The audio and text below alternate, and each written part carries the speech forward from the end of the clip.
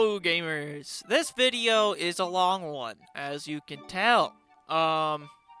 It wasn't planned. Don't mind the thing behind me, she's a little bit of a freak. But this video wasn't planned, so the quality isn't all there, but it was just kind of random. I don't know what really started it.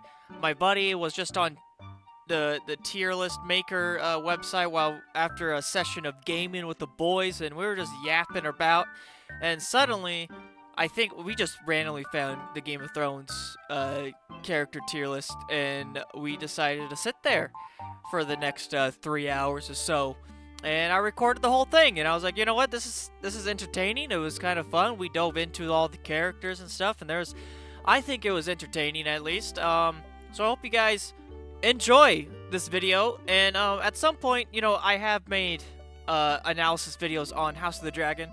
At some point I will go through the Game of Thrones TV show, all of the seasons at some point. But I hope you enjoy this video, and I'll see you all later. Goodbye. Holy shit. Oh my Actually, I dear might be able to God. remember most of them. No, I don't know if I'll be able to remember most of them, but I think I can remember most of them. I know you will, so Oh my dear God. Well, a lot of these are TV show ones, and I didn't finish the show. There's smaller one at all, like 148 characters. No, Yeah, I don't even fucking Come remember all on, man, let's 148 do characters. 148. Come on, man. Come on, man. Well, let me let the ads come in and it doesnn't freeze my fucking screen again. Exit. I got time. I drink that G Fuel, man. I got time. Well, this tier list is giant. We got S plus, S, A, B, C, D, F. Absolute garbage. We need the space. Okay, hang on. Let's set some ground rules. Are we judging them based off of the character themselves, or how we feel about them? Like, how much we like them? I mean, How good, we can... If they're a shitty person, but they're a good character, like... Yeah, kind of like that. I mean, we can have a little bit of bias, but I mean, I want to go around based off how the character is in general. Okay. You're gonna have to help me here, because I can't put a name to a face to save my fucking life. Okay, so that's Euron. That's Euron? That's the... Oh, in that case. That's the Greyjoy guy who's like a eldritch fucking... That's another thing we have to depict, because book Euron's amazing, but show Euron's a dog shit. That's absolute garbage character. And the show isn't his whole thing is just he wants to bang Cersei the entire time? That's his entire arc. And if we're judging from the show, absolute garbage. I mean, we can... I mean... These are the show characters. These are all the skills from the show, so we depictions. might as well stick to the show. We don't want to confuse it too much. Well, I mean, as far... based on somebody who barely remembers this character and only remembers him as wanting to fuck Cersei the entire time, I would say he's not that great. You know, he's got to be somewhere in these lower tiers. That guy, absolute garbage. Absolute guy. You know, I'm down for it. All he wants to do is bang Cersei. Absolute garbage. That's such a small picture. Is that Rickon? I think it's Rickon. Okay, Rickon. Ooh, I'm but sorry, like buddy. in the show, he did fuck all. He did fuck all. But I mean, he still played an important role of dying for us. We're starting off really strong here. I think he's an F, bro. Yeah, I can get behind that because, like I said, once again, as somebody who can barely remember what he did besides die. Yeah, he just died. He disappeared for like 2 seasons or a season straight. Showed up and went, oh, you know, he's the last Stark kid, and then fucking dies. This is fucking Theon's sister next, right? Yes, she goes by 2 names. Yara? Yara, and then there's another name for her. She goes by different names in the book of show. I didn't mind her in the show, but from what I could tell, she really fell off at the end there. She's very middle road for me, show-wise. I don't remember much about her from the show.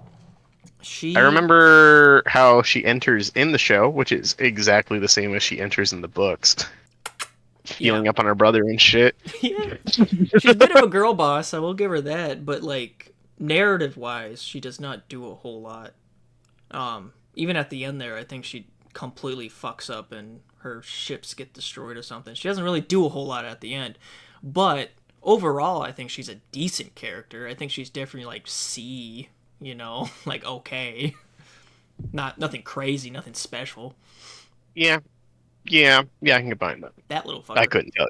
That little I couldn't shithead. tell you who the fuck that is. He's the little shithead. I don't remember his name, but he's the little shithead that shoots John's girlfriend, the redhead. Oh, all right. All right, we do have a little bit of bias here. All right. Yeah, so that'd be a little bit. Benjin. Is that actually Benjin? That's You only Benjin. see him in the very, very, very, very beginning. Okay, yeah, for sure. But he I mean, he has a lasting impact. He does. He most definitely does. I think for what he's there for, minus whatever the fuck they did with him at the end of the show, I think that does minus some points if we're counting show. Because he does come up 2 times, I think, in the show again. Yeah. Disappears, never mentioned again. So I think that does minus some points off of his character. But season 1 Benjit, dude, like, he was a big focal point for Johns' character. Man, I'm willing to put him somewhere here, to be honest with you, just based off his strong start. Yeah, very strong start. I'm okay with that. I'm either B or C with him. I'm okay with B. I think I like him over Yara, to be honest with you. Fair enough. Yeah, well, that is fair. Now, I don't remember this dude's name. Yeah, I don't either. But I remember seeing a whole lot of him towards the end of the show. Yeah, he was just he was mewing the whole time. He was Yeah, this guy wanted to fuck so badly. But what sucked is what sucks. Poor guy don't got a cock, man. It makes me feel for him a bit. I've never been more neutral on a character in my life. He was just there. I did not give a shit. Like it was nice to give a face to that army, but like he didn't do anything really. He really didn't, did he? He was just there. He was just a face for the men. I forgot their name, but the cockless guys. That he was there and not like there and gone like some of these characters, or having one purpose. Yeah. I put him in D. Yeah. Oh baby. Okay. Given like funny enough, in this show full of like fucked up like characters who do really fucked up things, this is the only one I would say who is truly sadistic, and they do it pretty damn well. I would say he's a very horrifying villain, even scarier in the books, but he's one of the scariest villains in the show just because of just how sadistic he is. Like he's up there in terms of villains. I liked Ramsey a lot. Yeah. I really did. He was so captivating. He's up there. I would say like A, in my opinion. My humble opinion. I won't lie. I could put him here. Just because too. We have an S+. I would an S. I would too, just because of just how badass that villain was. Because like villains overall, he's definitely one of my favorites. Who the fuck is that? Which one is that? He's wearing robes, dude. Is that Pycelle? There's no way. I don't remember what Pycelle looks like. Well, that might be Pycelle without the beard. He's either Pycelle or one of the Old Town like university guys, and I never watched it that far, so I wouldn't know. I don't think that's Pycelle. That's not Pycelle. I've got no fucking clue. Is Pycelle later in this list somewhere? He better be. I don't see his glorious beard anywhere. At one point, he did get his beard chopped off by Tyrion. Maybe that is Pycelle. Hang on. That might be, actually. I don't see him. I didn't see him. Okay.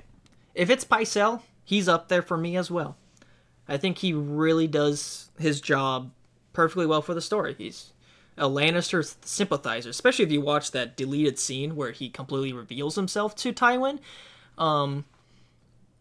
He is a little conniving cunt, and he does it really well because I hate him. I fucking He does it extraordinarily well. If there's anything I remember, is every scene with him in it.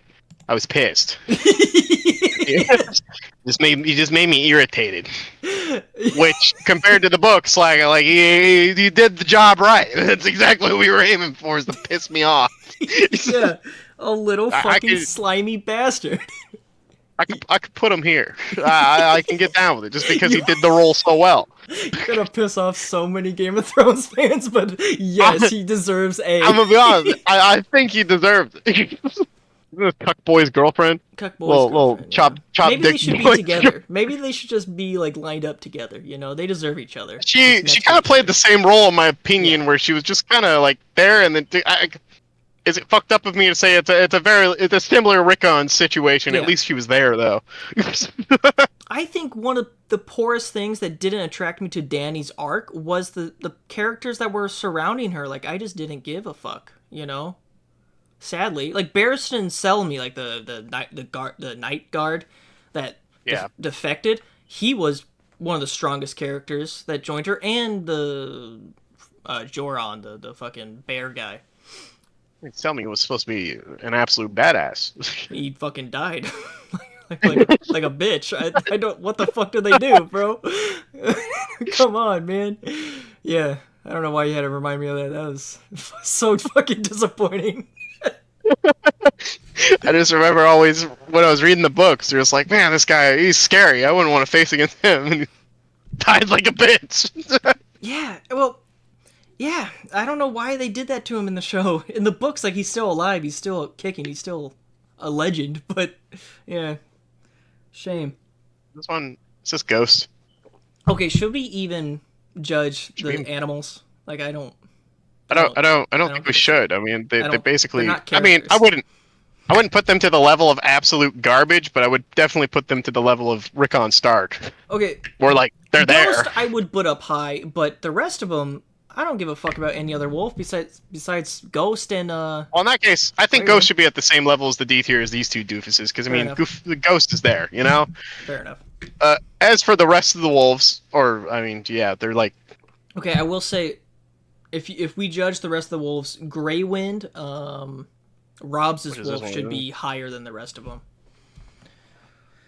this is the one that fucking dies in the very beginning, isn't it? No, we passed that one. That's that one right on the second. Down? No, I don't know. I don't know Or what that is. this one? It's below the dragon on the second row.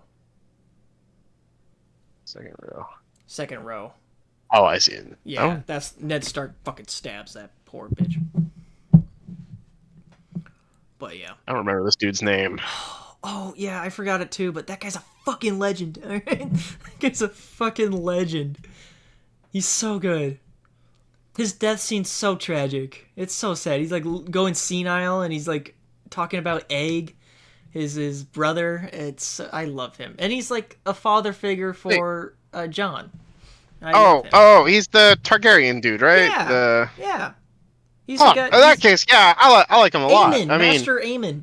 Master. yeah, Eamon. Yeah, he's great. I love him. I mean, I'd say he would have played as equal a role as Rickon did in that first season, right? Was it the first season? Benjen. Yeah, or Um, Benjen.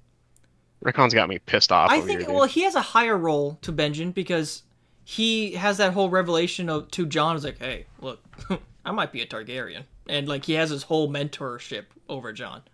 I think it just But yeah, right you're there, right. that He does sounds- have the mentorship. It's either like below here or high here. He's also the reason Jon becomes Lord Commander. Which I mean, that just plays a major role throughout the entire series. Yeah, that's true. You know, I'm willing to put him A. I'm not sure if it's in the show, but in the books, he has this whole dialogue sequence about him regretting how old he was because he thinks of himself being supposed to be the mentor for Dany, like because Dany's the last Targaryen, and he's like has this really sad old dialogue sequence. It's so depressing. But he doesn't know that he's mentoring literally the last Targaryen, Jon Snow. The last I just Targaryen. think that's so badass. Yeah, he's up there for me. Hey, we have Ellie next. Oh yeah. I think she's not here for very long, so I think I've seen every single scene that she's in on YouTube, so I think I can have a good grasp of who she is. I think she's a badass. She's not there very long, but she's like a little girl boss. I think she's cool. Every scene that she's in, she kind of commands. She does, like, the entire focus is on her. So I will put credit there, but she's not there very long. But yeah, she's only there for what? Fucking A couple scenes. But Pretty she does much. command those scenes. She goes out, if I remember correctly, if I've seen the scenes correctly, she goes out killing a fucking giant. she does. She kills She's that giant. She does. We either make this girl boss tier or put her here. I think it's funny that we have girl boss tier. Every girl boss is just in C tier. Every girl boss is in C tier, except for a certain one that I think belongs far higher than any other girl boss. I'm putting her in girl boss tier. Cersei. Okay. Not mention. I think she needs to deduct some points for the ending, but her as a Her character. ending variation makes me irritated. I hated it a lot. I think her as a villain is so compelling though. Like, so good. Cause she's literally insane. She's just one of those crazy bitches, and I'm there for it. I hate her. Like, I hate her, and that's a good thing. You know, it's a good thing to make me hate a character. I think she's up there, but I think she's lower than Ramsay. Definitely lower than Ramsay. Mm. I would keep her below him. I like Ramsay a lot. Ramsay's my favorite villainous character. Oh, the legend. I don't remember his name, Roar. but I remember his scenes. I think he's lower than Aemon, but higher than Benjen, because he has more to do. I was about to say he's like a B tier character in my opinion, Yeah, just off of what I remember. For sure, he's there.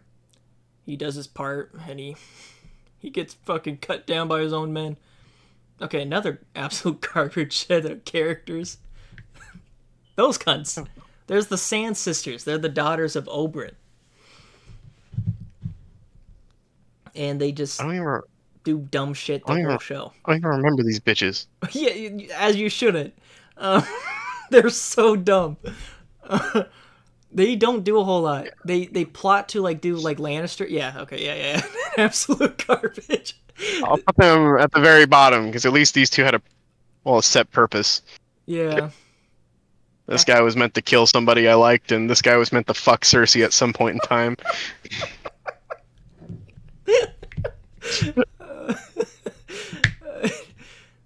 I forgot this guy's name, but I liked him. I really did. He's like the strongest C plus, you know? Like, he is there. I appreciated him. But, you know, he's just the middleman, you know? Doesn't Do he? you remember him? He's Catelyn's brother, isn't he? What? Isn't that him? It was either brother or like a cousin. But yeah, there was His name was. It was a relation I to don't remember Catelyn, but yeah. I think it was a brother, I believe. Yes, because he takes over Riverrun. Yeah, that's right. Yeah, that's a brother. He's Edmure Tully. That's his name. Edmure, yeah. I think he does his purpose, and I think I like him, but it's not like a crazy character. Doesn't bro like vanish for like He just get- in the show in general, and you don't see him again till like the very end? At a certain point, but that was mainly because he was captured the whole time. He was imprisoned. Oh yeah, because it was after The Red the wedding, right? Yeah. Yeah, he was there during that season, and then the red wedding happened, and you don't see him ever again till like literally the last season. Like No, I don't even think I don't does think you see him show till the up- last episode. I think season 6 he shows up because Jaime, he shows up at Riverrun, and he threatens the old guy, the Blackfish. He's like, "Hey, I'm gonna kill Edmure if you don't lower your gates," and he brings out Edmure. Yeah. But he's there for that time, but yeah, you're right. After that time, I don't think he comes up again. No, you literally don't see him till the little very final, like not very final, but like the scene before the Yeah, the little Fucking- meeting, the meeting scene. yeah. I think he's a strong C, but That's kind of. I don't know if no, not definitely not above her. I might have to put him in the girl boss here, but he gives off some girl boss he, energy he because gives off some girl boss he does vibes. get really picky over who he marries at the red wedding. Girl boss, yeah, I'll put him above Yara. All right, these I next don't two remember I this dude's literally fucking don't name. really have much of opinion on. Like the book versions are badass. Like I really like the book versions, but I don't think they really hit on the show. They're not really there for very long in the show either, are they? No, not really. I mean, they're for the journey of why can't I remember his name? Bran. Bran. I almost called him Ben. I'm like, that's not it. Bran, yeah. Yeah, they're meh for me. I don't know. They don't hit it. They don't hit it as the same as the book. They're there for the adventure. You know, that's kind of what this tier is turning into. They're there for characters around main characters. There's like fucking 4 different dragons in here. It feels like, They're and all I'm the not sure same which for one me. this is. By the way, like I do not give a shit about these dragons. Like as plot This is points, like sure, a- but like if we're judging them as characters, they're fucking dragons. Like how am I? You know, they're good Which plot one's devices. the one that fucking? Which one's the one that fucking dies? Okay, I want to put him in the same level as Rickon. Could not tell you. I don't remember off They the top all of my look head. the same. They do all look the same. Is this? Barristan, that guy's a legend. Oh, is this Selmy? He deserves to Show- deduct some points because of how he died. But I was legend. gonna say show Selmy. I don't know. I don't know how I feel about him entirely. I think I'm letting book Selmy control my Yes. my opinion. I think he deserves to be a little low because of how they killed him. But besides that, he is a legend. I think definitely not A, but I think I'll put him in the top part of B. okay. I think I can get behind that. I mean, the literal beast up next. Yeah. As a character, he does his purpose, but like he's just a hunk of a man. Like imagine like judging Master Chief as a character. Like he's just a vessel to destroy things. Like he's not a character really, and that's the mountain.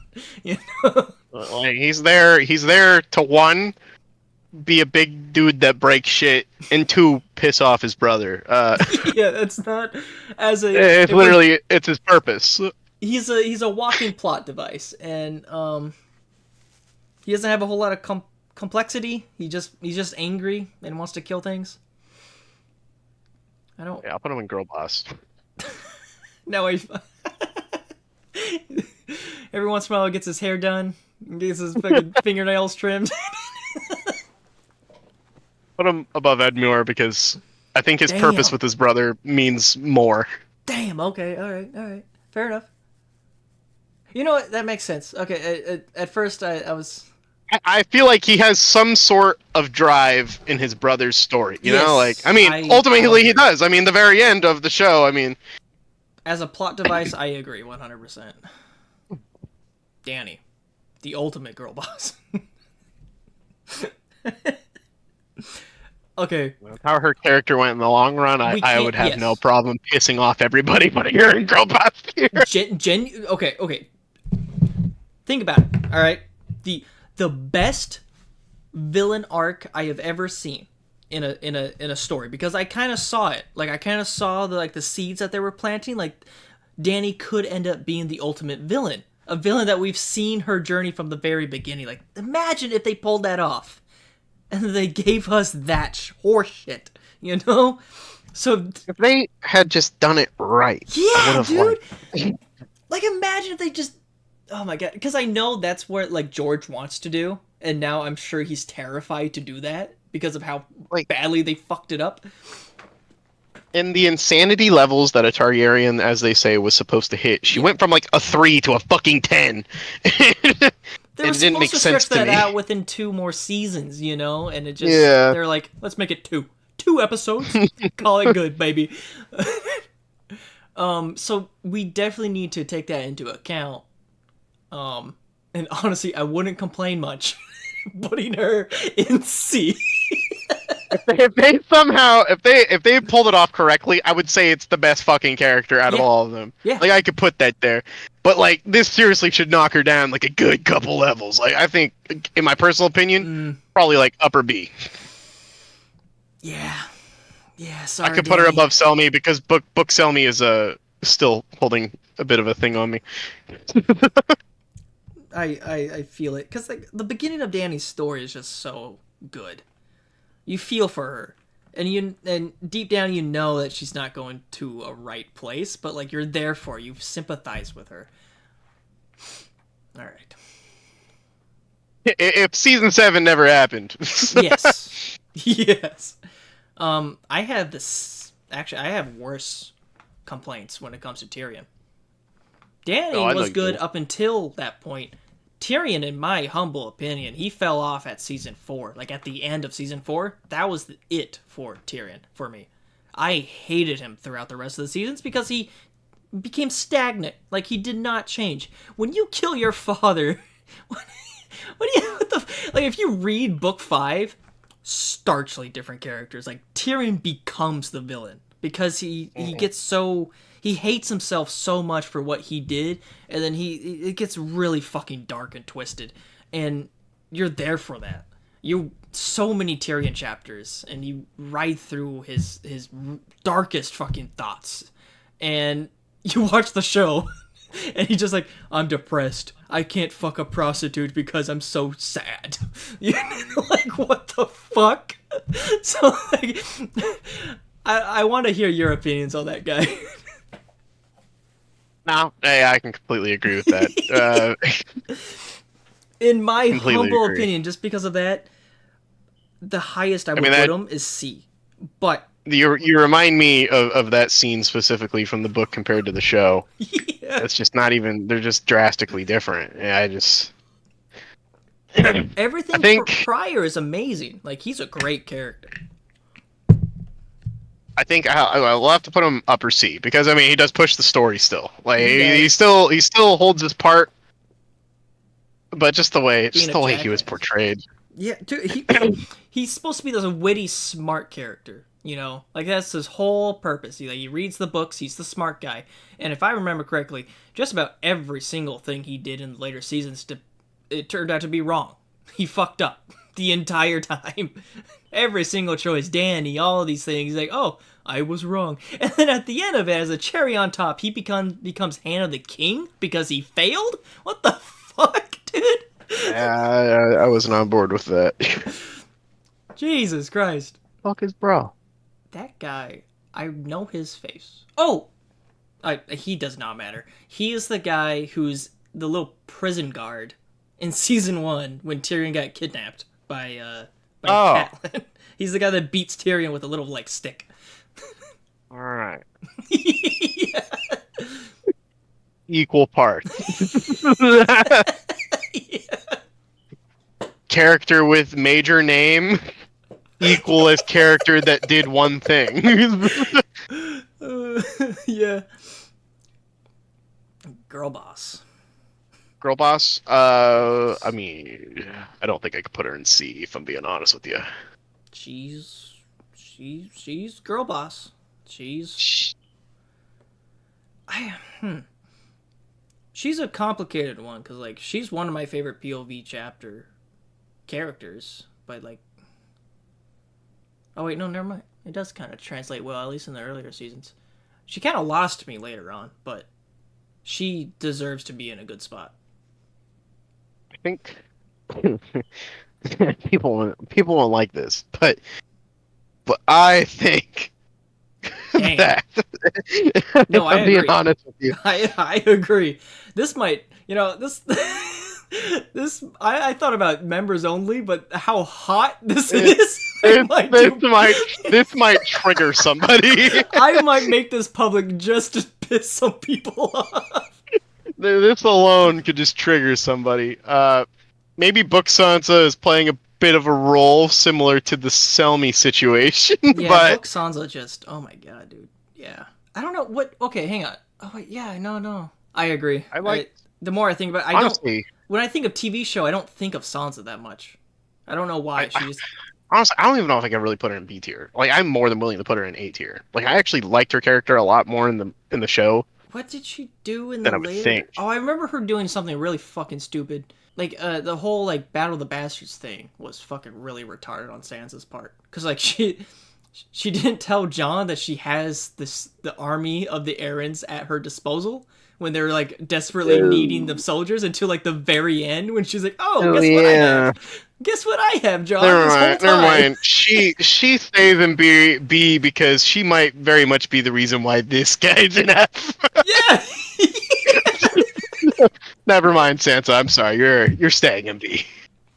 I forgot about that. And then she has this whole, like, weird, like, rivalry with Arya out of nowhere in the later seasons, I remember. For no reason. They just needed conflict at Winterfell, so they just started arguing.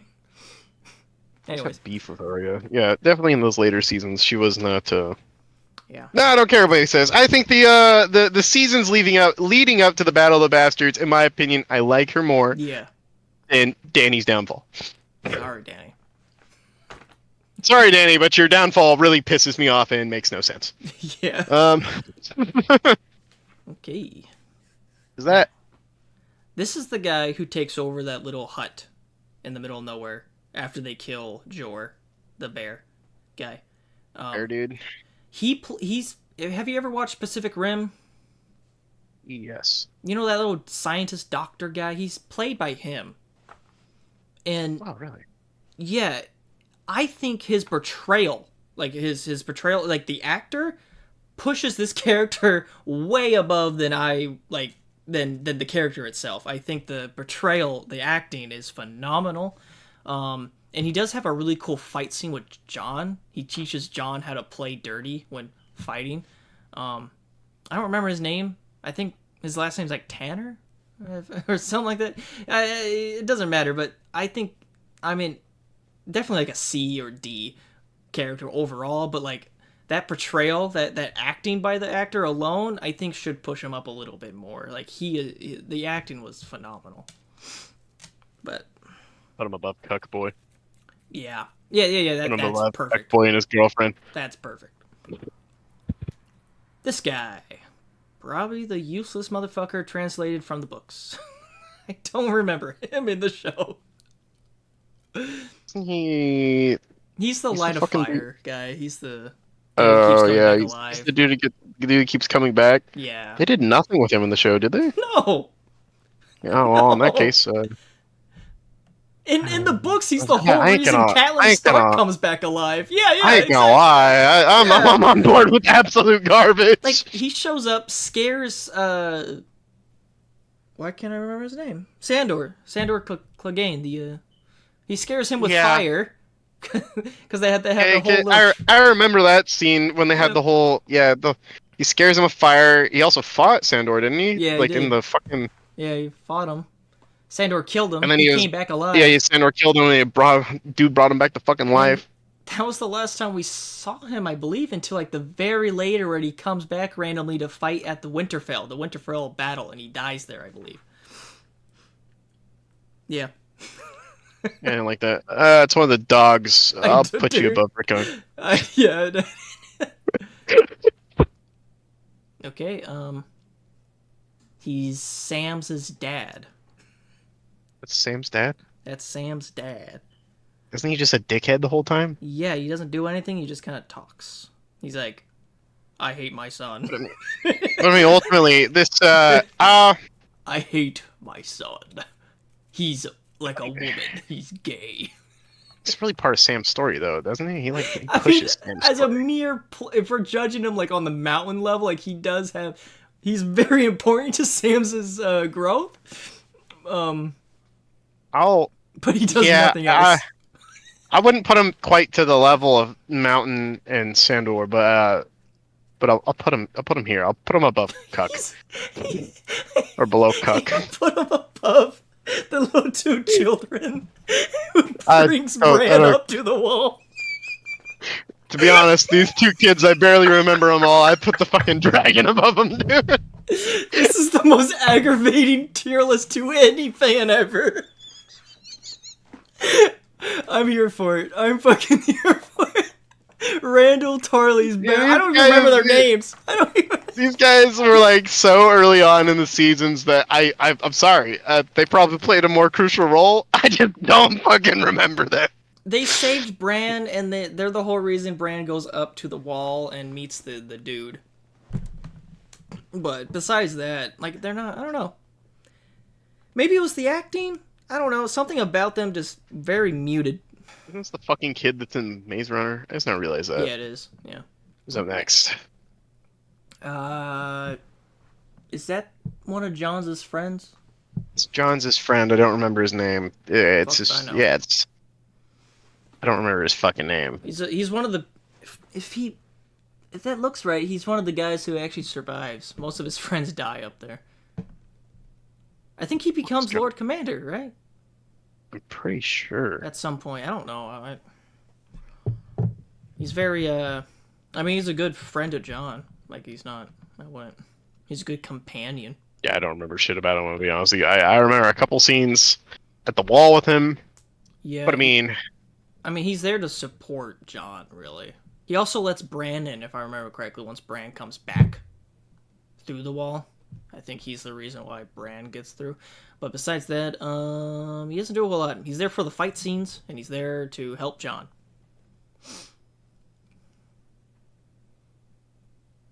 Damn.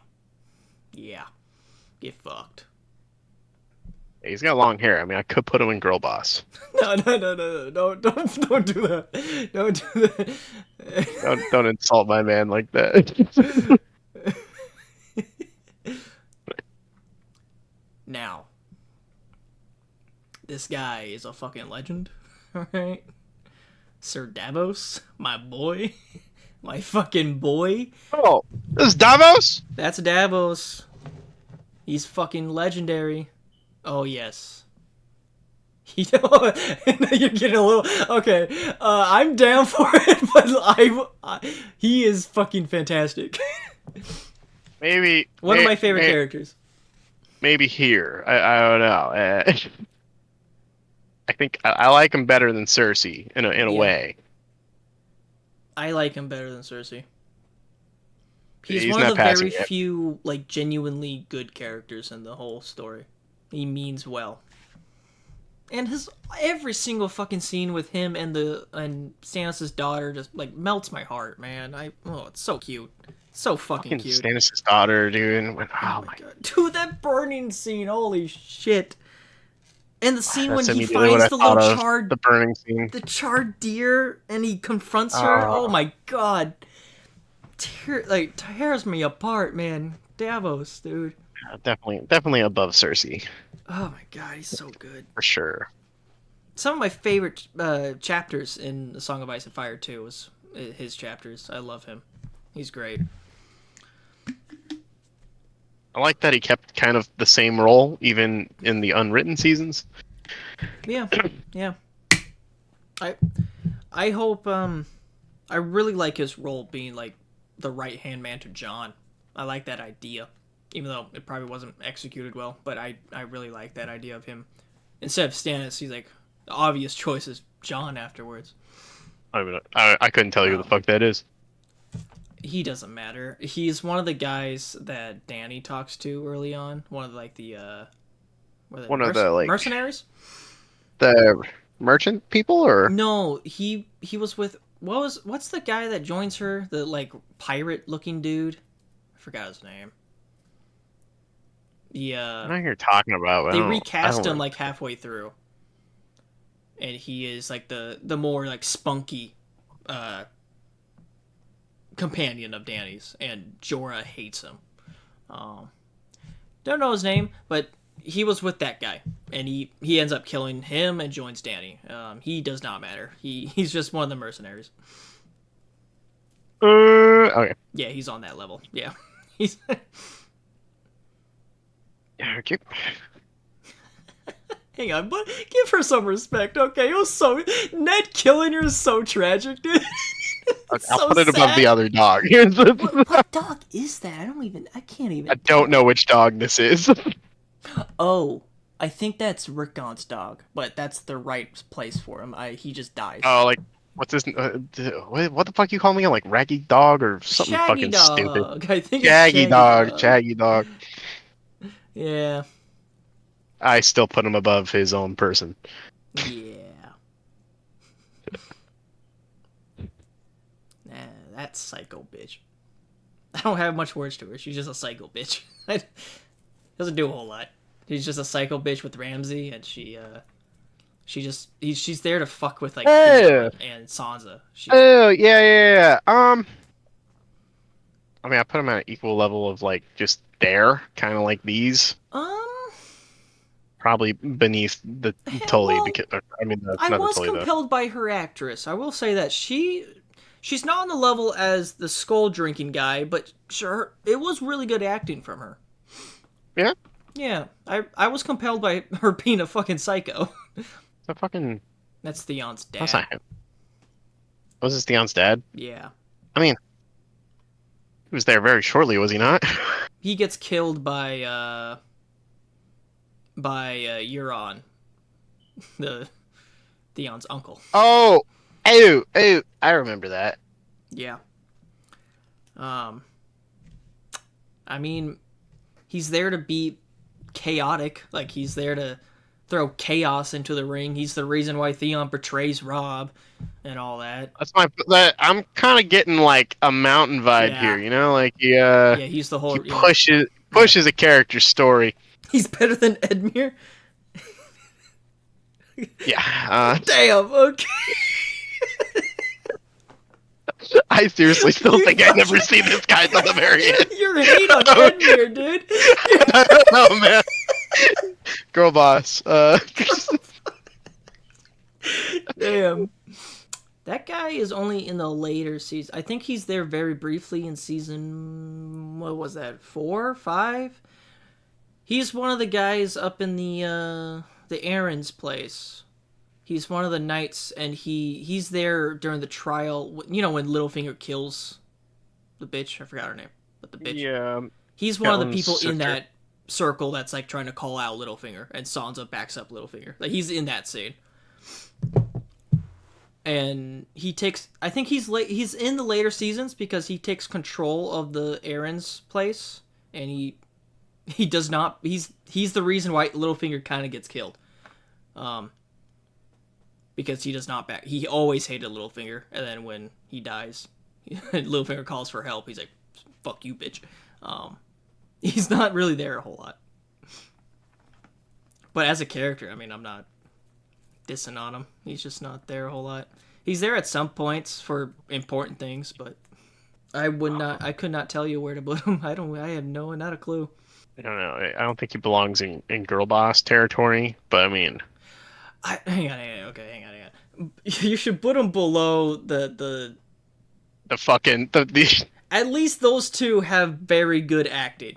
we'll do it. Brienne, my girl. All right, my fucking girl. Hang on. Okay. I have to separate her from Book because Book Brienne is a different beast. I still put her high. All right, I will still put her. I don't know how you feel about Show Brienne. I think she's at least A in my opinion. If we have Aemon up there, I think she is at least A. I don't know how you feel about her. I think I like her more than Aemon, but not quite to the level of Pycelle. We do need more A characters. I think We do need more A characters. Book Brienne is beautiful. If it were Book Brienne, I would easily put her up there with like Davos, but Yeah. Show Brienne is still there, but she's still beautiful in her little. What will deduct some points is her actress, in my humble opinion. She's supposed to be ugly, and this bitch looks like a fucking supermodel. Alright? And having Jamie making comments like, "Is that really a woman?" Like it just throws me off. Like she is gorgeous. What the fuck? yeah. I'm gonna be 100% honest with you. I don't gotta say much else. No. We don't gotta say anything. All right? We both mutually agree that guy is a legend. If there's any character that I can unanimously put up an S plus, it's him. Goddamn right. Fucking Ned goddamn Stark. I ain't even gonna say much on him. We don't have to, dude. He is. Season 1 as a whole was like made by him. Like Yeah. him being there is Dude. what made that season so amazing. Here's what I will say. And- We don't need to say much on our reasoning here. I will say this for the video purpose. Everyone shits on Ned. Alright? You guys misunderstand Ned. Alright? He is like what you're supposed to be in this world. Like he is the icon of who you're like the representation of who you should strive to be. Alright? Not this political shit. That's the whole point of the story. You're supposed to be like Ned. And hating on him just because quote unquote he was too stupid to play the game. He knew the game, he just refused to. Alright, that's what makes him so goated. Honorable man. Oh my god, it's so good. Alright. Fucking legend. Fuck is this guy? Season 6, me and Titan had a hour-long rant about this guy. Because Titan was so stupid. Oh! I see Pycelle! Oh, this is beardless. No, not him. Or is it not him? All the way at Wait, the there's end. another Oh, it is Pycelle. Well, fuck. Who's this guy? No clue. You can put him anywhere you want. Just replace him with the actual Pycelle. I will put him down here since I have no idea who the fuck he is, and then we'll I put. assume that guy is like in the because there's a whole like sequence with Sam at the Old Town place. I never watched it. I never made it that far in the show, but I'm assuming he's one of those guys. I don't know. I don't remember much. He's sticking down here to the characters that I Yeah. feel like have no use. Yeah. All right, this fucking guy. I don't remember his name. Titan. Was speaking about a different character, but he described him. He had two characters mixed up. He described this guy, and this guy, he's played by Ian McShane, alright? A fucking legendary actor. Sadly, Yeah. he got a really poorly... He joined at a very shitty time in the show. Alright, but his acting was still there. Ian McShane is good. I don't know if you know Ian McShane that well, but... fantastic actor. He plays Blackbeard in the Pirates of the Caribbean movie. That's what I remember him from. Yeah. Great actor. He plays a priest trying to build a church, and he's the reason why the Hound comes back into the life of killing. Because the Hound goes to him, and the Hound becomes religious through him, and he, becomes peaceful. I mean, he does have an important plot for a plot device for the Hound. The acting's there.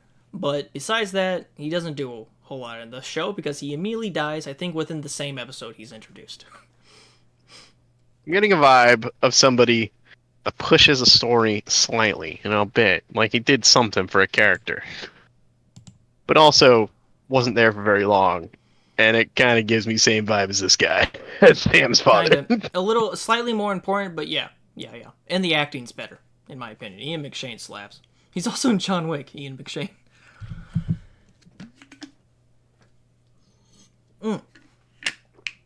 That guy. One of the best maesters in the show. Besides Aemon. He's the Starks' maester. He dies defending Bran. Oh, yeah, he dies. Doesn't fucking Theon kill him? Yeah, it's very depressing because he's such a sweet old man. He's just a sweet old dude. That's all he is. He's a sweet old guy. I remember it. And he dies defending Bran. He dies thinking Bran died, and it's so fucking sad. Oh, no, he doesn't. He's dying thinking Bran's dead, and then on his, death's doorstep, he sees Bran. But still, it's so sad. It's so fucking... He's just a sweet old guy. The beast to be tier. Alright, yeah. Thinking, I can't put him in Girl Boss. I mean, we have a lot in D, But is he better than Tyrion Lannister? I don't know, man. I'd do it. Tyrion Lannister is another one of those characters that just irritates me. I could put him between there, yeah. That sounds about right for me. This bitch killed a fucking giant, okay? That's She's true. like an 8-year-old, okay? I'm down for it. That's true. That's true. Give me a second. I'm trying to think. I think he's the prince of Dorn. He dies he by those is. Sand Sisters that we put into absolute garbage. And he's supposed to marry the Lannister girl. I forgot her name. Jaime's daughter. But he literally doesn't do anything, and then he dies. I remember the scene he was in. I remember seeing him. Yeah, he's there very briefly because he's there just to be a romance option for Marcella, if I remember her name correctly. Marcella. Yes. And I'm only emotionally connected to Marcella because her death scene is the most tragic fucking thing for Jaime. Like, holy shit. But him himself, I don't give a fuck. Yeah. We'll put him in the useless D category here. Yeah. With the groupings of characters I don't give a shit about. This guy's a legend. For the very brief moment he was in, he's one of the Ned Stark's soldiers, and he's there very briefly watching over the girls. And then Jaime Lannister sticks a fucking. He's the guy that like at the fight scene between Jaime and Ned, he sticks a knife in his fucking skull. Hey, oh he's on. Oh yeah, yep. Yeah. He's a very loyal soldier. He's actually in a lot of scenes in that first season. Yeah, I remember seeing him now. Yeah. He's I like him. He's very lovable. Like there's a scene where he's in the brothel with Ned and he's like oogling at the women and Ned's like, "Come on, man. Like let's go," cuz he's like an honorable dude. I really liked him for the time he was there. I feel like since he was there for such a short time, I mean, all three of these characters were, but I don't know. He was there for almost the whole season. I don't remember much on him. I do remember that brothel scene that you brought up, though. I remember that. Mm-hmm. Eagle Man. That was the fucking. He's the guy that has a rivalry with Jon, and he turns into an eagle. I hate this guy. I also hate him, but like for the wrong reasons. Like not the same way I hate Cersei, you know? Like I'm not like that. I just don't know. I just I don't care about him. I think book version's very interesting because like the bird stalks him. Like Jon kills him, and then like you watch Jon's chapters, and like the eagle's like following him, and Jon like is left with scars after the fight with an eagle. So like he I think it's the first person he kills too in the book. It has much more impact. But Jon's banging his crush. That's all it was. Yeah, I don't. I'll be honest with you. That's kind of how I feel about him. Dude, this ordering's all fucked. We're going through all the characters that we like are very indifferent on. I've noticed. Like I'm looking at the thing and I'm like I'm seeing a lot of characters that I'm like I love way down there. We're gonna have a lot of higher ones here soon. Yeah. I mean, we already got a main character right here. Arya. Don't like her. Strictly show version, okay? I like the first, 3 seasons? The moment she left the Hound was when she dropped off for me. Like, I did not like what she was doing in Bravos. I would say that her show version of her is just about the equivalent of show version of Tyrion for me. Exactly. Yes, exactly. Damn. Just because show Tyrion, I'll put show Tyrion beneath her. Yeah. I just, I think she also had the most ridiculous scene in the entire show where she literally gets stabbed like 5 times in the stomach, jumps into a river full of sewage, survives it all. The entire thing, like a fucking Marvel movie. In a show that's supposed to be realistic about like the fucking Danny's boyfriend dies from a little cut on his shoulder. Like, what the fuck are we talking about? Yeah. Poor Arya. And she just had to fuck. She just had to fuck. She just had to fuck. Book Arya, one of my favorite characters, but tragic. Fucking stupid scene before the battle of Winterfell fucking pissed me off. She just had to fuck. She just had to fuck. Yeah, who that was had to weird, fuck. dude, because I saw them as like brother and sister almost. I viewed them as that as well, and it's like, oh, they're banging. I'm like, this is weird. This is kind of weird to me. I don't know what it is. I mean, what do you expect? It's Game of Thrones, but at the same time, I'm like these I characters. suppose. Oh yeah, you make a fair point. It's still weirding me out, regardless. Again, she was like, I don't know, it gave off like older brother vibes. And it's fucking, all right, we're all about to die, and we have the sex scene. Like, also, like, we kind of grew up with Arya. Like, we saw her age throughout the seasons. It's like watching, Yeah. like, well, what if, like, Clementine from Walking Dead had a sex scene in the final season? You know that? You know how fucking weird that would be? Marjorie. I like her. I like her a lot, even. I'm attracted to her, and I like her. Yes, as a character. I would be seduced. Renly's fucking dumb. I would give myself up to this woman.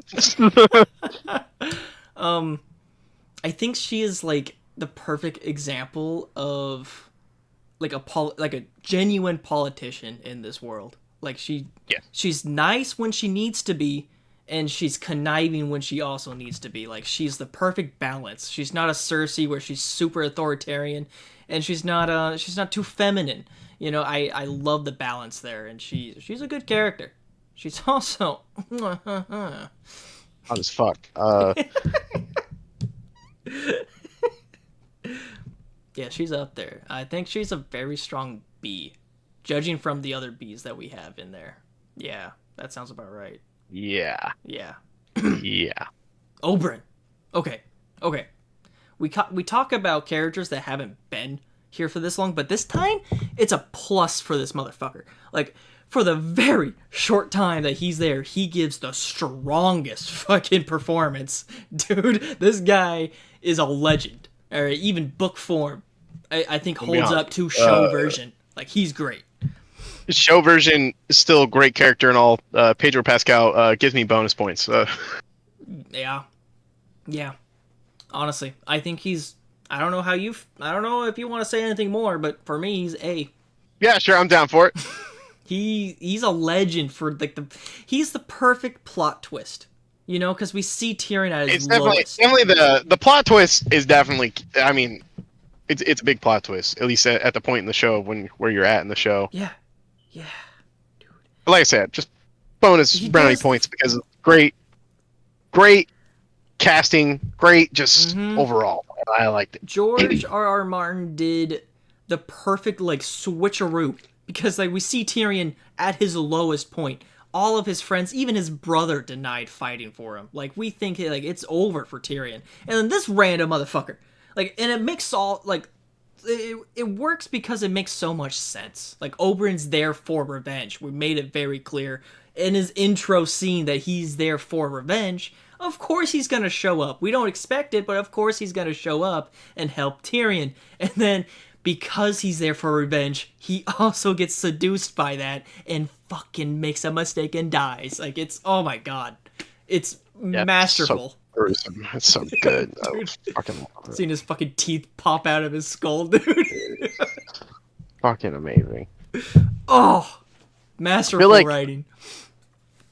I feel like besides like Ned dying, like that was like one of the first like oh fuck moments. Like shit. Yeah, that's in my top 3. Top 3 oh fuck moments is Ned dying, Red Wedding, and that scene right there. Yeah. This guy, isn't this also one of fucking John's friends or some shit? Yes, I think he dies killing a giant again. I think if I remember correctly, he dies fighting a giant. When does he fight the giant? When that same fight where Ygritte dies, that same like wall fight. Ew. It's kind of badass. Like the giant like charges him, and he's like standing there like reciting his oath to the wall, and like it cuts, and then it cuts. Oh yeah, I like that scene a lot. I remember that scene. It's badass. It's pretty fucking badass. Seems dope. I don't really want to fucking. It's just because of the scene alone. I love that scene. I want to put him at like the top of D. Oh, just because his other friend is there. Yeah. I'm. Yeah. Okay. This is one of the dick bags, isn't it? No, he is. I think his name's Pip. I don't know why I remember that. I don't know how he goes out, but I think he dies at some point. I don't remember him dying, but he's also one of John's friends. I can't put fucking all of John's friends right next to each other. But then again, I put all of Danny's people next to them. But just because I don't remember him like the other two, Yeah. I'll put him there. I don't remember him at all. Okay. This is fucking. This is the bitch. This is Catelyn's sister, right? Yes. Yeah. And she does that same thing Yeah. Cersei does for me. Like, she is I was about to so say. hateable. I was about to say like her character is so hateable, but she does it so well. She like does, it's dude. Like, I was genuinely scared in that scene with Sansa over the thing because I'm like, this bitch is crazy enough to take out Sansa right now. She does it so well. I don't really have much else to say about her. She's just a crazy bitch. She's also huge in the Littlefinger plotline. Like, she is the reason why this whole thing goes down. You know, she starts it all. Because she pushes Littlefinger so much. And she has that same. I can't put her in A tier. We have like fucking superstars up here. It's like impossible. But I do think that I could put her like above Selmy. Ooh, yeah, yeah. Because I agree. I think Book Selmy in my case is still pushing me for why he's so high up here. Because the more I think about it, the more I'm like, I don't think Show Selmy should be this high. With how we're ordering things, dude, like he's in the same tier as fucking Danny and Sansa. Which, if it was Book Selmy, sure. But then again, if it was Book, Sansa, and Danny, they would be way higher. Yeah. I agree with her spot, though. She is crazy. She starts the whole Game of Thrones plotline. Crazy bitch. And she does it very well. And also, her plot twist was such a plot twist, I had to rewatch the scene. Like, it came out of fucking no... I thought it was going to be one of the things where, like, we don't really figure out who actually did it. You know, like...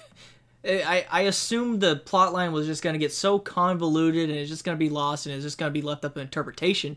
And then all of a sudden, this bitch just drops it. And, like, I missed it the first time. I was like, what did she just say? You know? It's one of those plot twists. I'm like, what the fuck? Yeah, great character. This guy. This is the guy I was talking about earlier with the mercenaries with Danny. He is one of Danny's advisors. Where the fuck did I put the first one at? Well, he's just one of Danny's advisors. I don't even remember much on him. He is like a cocky, like piratey, suave guy. And he's the one that gets killed, right? No. Like you said? No. No? He's basically like the chaotic side for Danny. Like, Danny has Selmy to lean on and Jorah to lean on for, like, the good choices. He's the chaotic side. He brings in, like, the more, like, why don't we just kill him type of vibe. This is, I don't remember her name, but she's the wildling. She's the one with these ones, right? I remember her She's more... Great. I remember her better than these guys. I can't really say much on the show. Like, she's okay in the show. She just disappears and then randomly dies. Ramsay kills her, actually. In the book, like, she is a beautiful character because she feels like the Starks were the first ones to actually, like, give her a home and, like, take care of her. So she feels like she's owing the Starks to take Bran up there to the wall. She's, like, very loyal to that. And she takes care of Rickon. She watches over Rickon. She's the one in that scene where she sees the fucking what's his face? She saw Hodor's horse cock. Yeah, she's the one that's like, nice cock. She's also yeah. I'm totally. Yeah. Oh, I think I'll put her above. Yeah, that Danny's. sounds about. Wait, hang on. Can you put her above that the night guy at least? That's a big dumb fuck. Yeah. She's a great character. Catelyn, girl, talk about a girl boss, all right? I mean, she's not deserving of that low in this tier No. list. I mean, like, legitimate girl boss. Like, legitimate girl boss. she's an S tier for me personally, but I agree with the S tier. So, another misunderstood character. Like, everyone hates on Catelyn, but she's the perfect representation of a mother. Like, a mother's a messy character. Like, she's gonna look after her own, and when she feels betrayed by the person that she's supposed to be married, of course she's going to be a little off-put by that source. You know that. What do you expect? Ugh. That scene is perfect. Everything she does in that scene is spot on. Yep. To whatever weirdo that doesn't think a mother would react that way, Yeah. can get the fuck out. Catelyn's such a good character, and in the book, she's just as good. That final scene with her and Rob is so goddamn tragic, bro. She died thinking Bran's dead, Rickon's dead, everyone is fucking dead. It's so tragic. Oh, I love Catelyn. One of my favorite characters. I could not tell you who the fuck that is. Who the fuck that?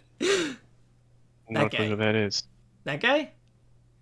He is the owner of that little hut. He fucks his daughters and wives and nieces. Oh yeah, he's a fucking weirdo. He's the weirdo. Yeah. He's a weirdo. He's a the- weirdo. But this I mean, isn't another character that pushes Sam's story though. Yes, his daughter is the So girl I that can- Sam Can saves. see him at an equivalent as his father here, to be honest Okay. with you. Oh yeah. Maybe higher, Yes. in my opinion, because Yeah. I for some reason I can't remember this scene with his father, but I definitely remember this. That scene with he literally dies in that scene that they're looking at with his father. Yeah, He gets burned alive by Danny. Like he doesn't do a whole lot. I explained that. Nobody forgets the dude that fucks all his own children. That guy is so fucked up. Dude. It's easy to forget one of the thousands of characters that get burnt alive in this show than the dude that fucks his own kids. It's I also don't an forget important that. plot piece for John because this is the first time John realizes that things aren't black and white because the Night's Watch is working with this guy. And John's like, Yeah. whoa, that's not like the honorable thing that Ned told me about. Like, what's going on here? And this whole thing with him and the Lord Commander. The Lord Commander tells him, like, hey, things are not as you think, buddy. So he does have an important part for John. This little fucker. This is Tyrion's little shithead, isn't it? Yeah. Okay, so this guy can fuck. This if I guy remember lays correctly. pipe. I was just about to say, this guy lays some pipe, bro. Yeah, I could put him in girl boss category if I'm being He's honest there with you. for me too. He's in girl boss territory. He also has a really nice adventure with Brienne, if you remember. He goes off with Brienne, looking for That's Sansa, weird. I think. Yeah. Yeah. Yeah, I remember that now. Yep. Girl boss territory for me. He can lay some pipe. I don't know what happens to him after Brienne's whole thing. He goes somewhere. I'm not sure where. I don't know, but the hate in Edmure will continue just because he can lay some pipe. So funny. Poor Edmure. Seeing these two on two different sides seems a little wrong to me the more I look at it, just because of how things are laying out. Yeah, he plays a big role, but like Edmure is like at least still alive and shit like that. I don't know, he's still out and about, and he's even there in the very end. I just really hate on the guy. I don't know. It feels so random. You're just randomly shitting on this one guy. Just look at his fucking face, dude. He does. You're hating on him like every other character in the goddamn story hates on him. Like everyone shits on Edmure. If there's one thing I clearly like, I don't remember much about him in the show, but I do remember in the books that he's just a whiny bitch about the fucking woman he's getting married to. I remember that clear as day. And he a completely little- fucks the war up for Rob. Yeah, it's just he's a little whiner. You know, I don't like him. This guy. Okay. I'm gonna give a little backstory for this guy for book version because I want you to know the disappointment for show version of this character. This character is probably like one of the smartest characters in Game of Thrones. Sadly, he didn't put a whole lot of points in charisma because his speech is awful. He does not. His communication is fucking dog shit. But this guy is playing like 4D chess. He's like Oberyn, but way more passive. He's the king of Dorne, and ever since the whole debacle happened way back when I think the mountain killed the daughter of this guy, I believe. He's been for the past like 30 years. He's been planning revenge on the Lannisters. slowly. But he never told any of his other children that. So the Sand Snakes in the books, at least, they started playing politics and try to get their own version of revenge. Same with Oberyn. But this guy's trying to play the long game. And it's very tragic because he ends, I think, at the end of like the 5th book, it's not resolved, but he ends up failing because he never actually like communicated that well with his kids. But in the show, he does fuck all, gets assassinated by the Sand Snakes, for quote unquote the same reason, but we're not shown that in the show. We don't really know what's going on with him in the show, and that whole very political storyline in the book is completely wiped out with this character. It's very tragic and stupid and infuriates me. He's absolute garbage in my opinion. He's at least more competent than the Sand Snakes. Fuck those guys. Yeah, he's and this kid just pisses me off. Well, at least you're on how to purpose, okay? He just wanted to fuck Cersei. That's fine. He did want to fuck another dragon. I don't even know which dragon this is. Nope. So yeah. Bran. If I knew which dragon was the one that fucking dies, not to the fucking Night King or whatever, the one that just dies, right? I don't know how he gets dies. Shot by Euron, I think it was. Yeah, that one. Yeah, that one deserves to be absolute garbage. But since I think this eye is representing the one that's. It's turned, I believe. That's actually at least that's cool. In that case. No, this looks like the fucking dragon in the very end. Yeah, it looks like Drogon. Yeah, it's that one. Yep. Fucking this one. Yeah. Yeah, this one deserves to be an absolute garbage. At least the White Walker one was pretty badass. All right, at least They they didn't do it well, but like the idea of the White Walkers getting a dragon is so fucking scary. You know? Well, he'll go beneath the dog that Ned had to kill. Yeah.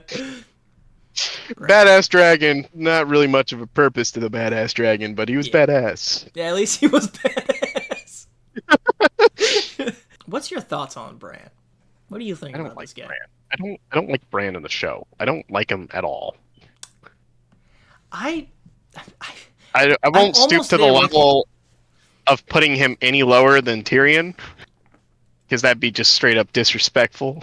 Okay, well, look, man, that ending kind of deserves it. All right, think about it. If he knows the future, he's just like randomly made king out of nowhere. Yeah, I think that's what really pisses me off. It's the most retarded shit. It is so retarded. It is so fucking retarded. This blind cripple kid is now our king.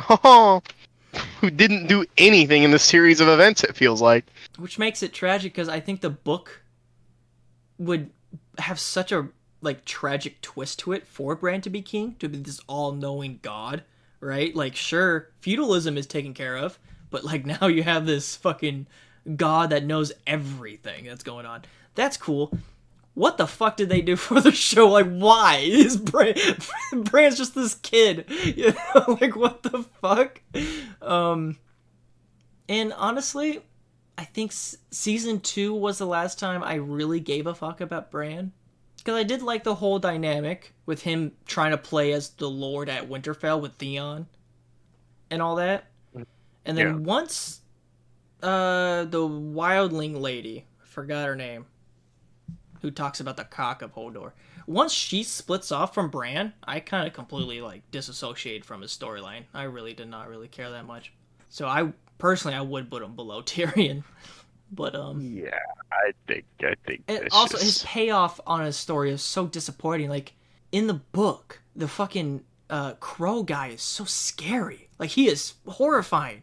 And Jojen, I just remembered his name. Jojen is the little boy that goes with Bran. Jojen, if you read between the lines, the crow guy makes Bran eat Jojen in the books. Jojen gets really depressed because Jojen can see the future, and he gets really depressed, and I think there's some subtext about him not being there for very much longer, and then all of a sudden Jojen disappears, and then the crow guy has Bran eat this fucking paste that tastes like blood. That's very fucking cool. None of that happens in the show. He's just some dude. He's just some white old dude in the show. Like He's just a white old dude. That's literally all he is. he's just a dude, and that's the worst Some payoff guy. for I Brands' wonder if he's in story. It's so. Oh my god. Just I wonder if he's even. I wonder if he's in this list. I see him. I see in the second row Yeah. by Robert Baratheon. Second row at the end. Uh, There. That's him. That old fucker. Yeah, that's Just some yeah, random yeah. old guy. Some guy. Yeah. I don't know who this black guy is. In the book, he's cool, but in the show, he's just there. He's the pirate that Davos recruits in like season 2 to invade King's Landing. Oh, I know Sam. who this is in the book. I don't. For some reason, I don't remember him in the fucking. I don't remember in the show. He threatens to fuck Davos' son. In the show, which is kind of funny. He's like, "Hey, are you looking at me funny? You want to fuck?"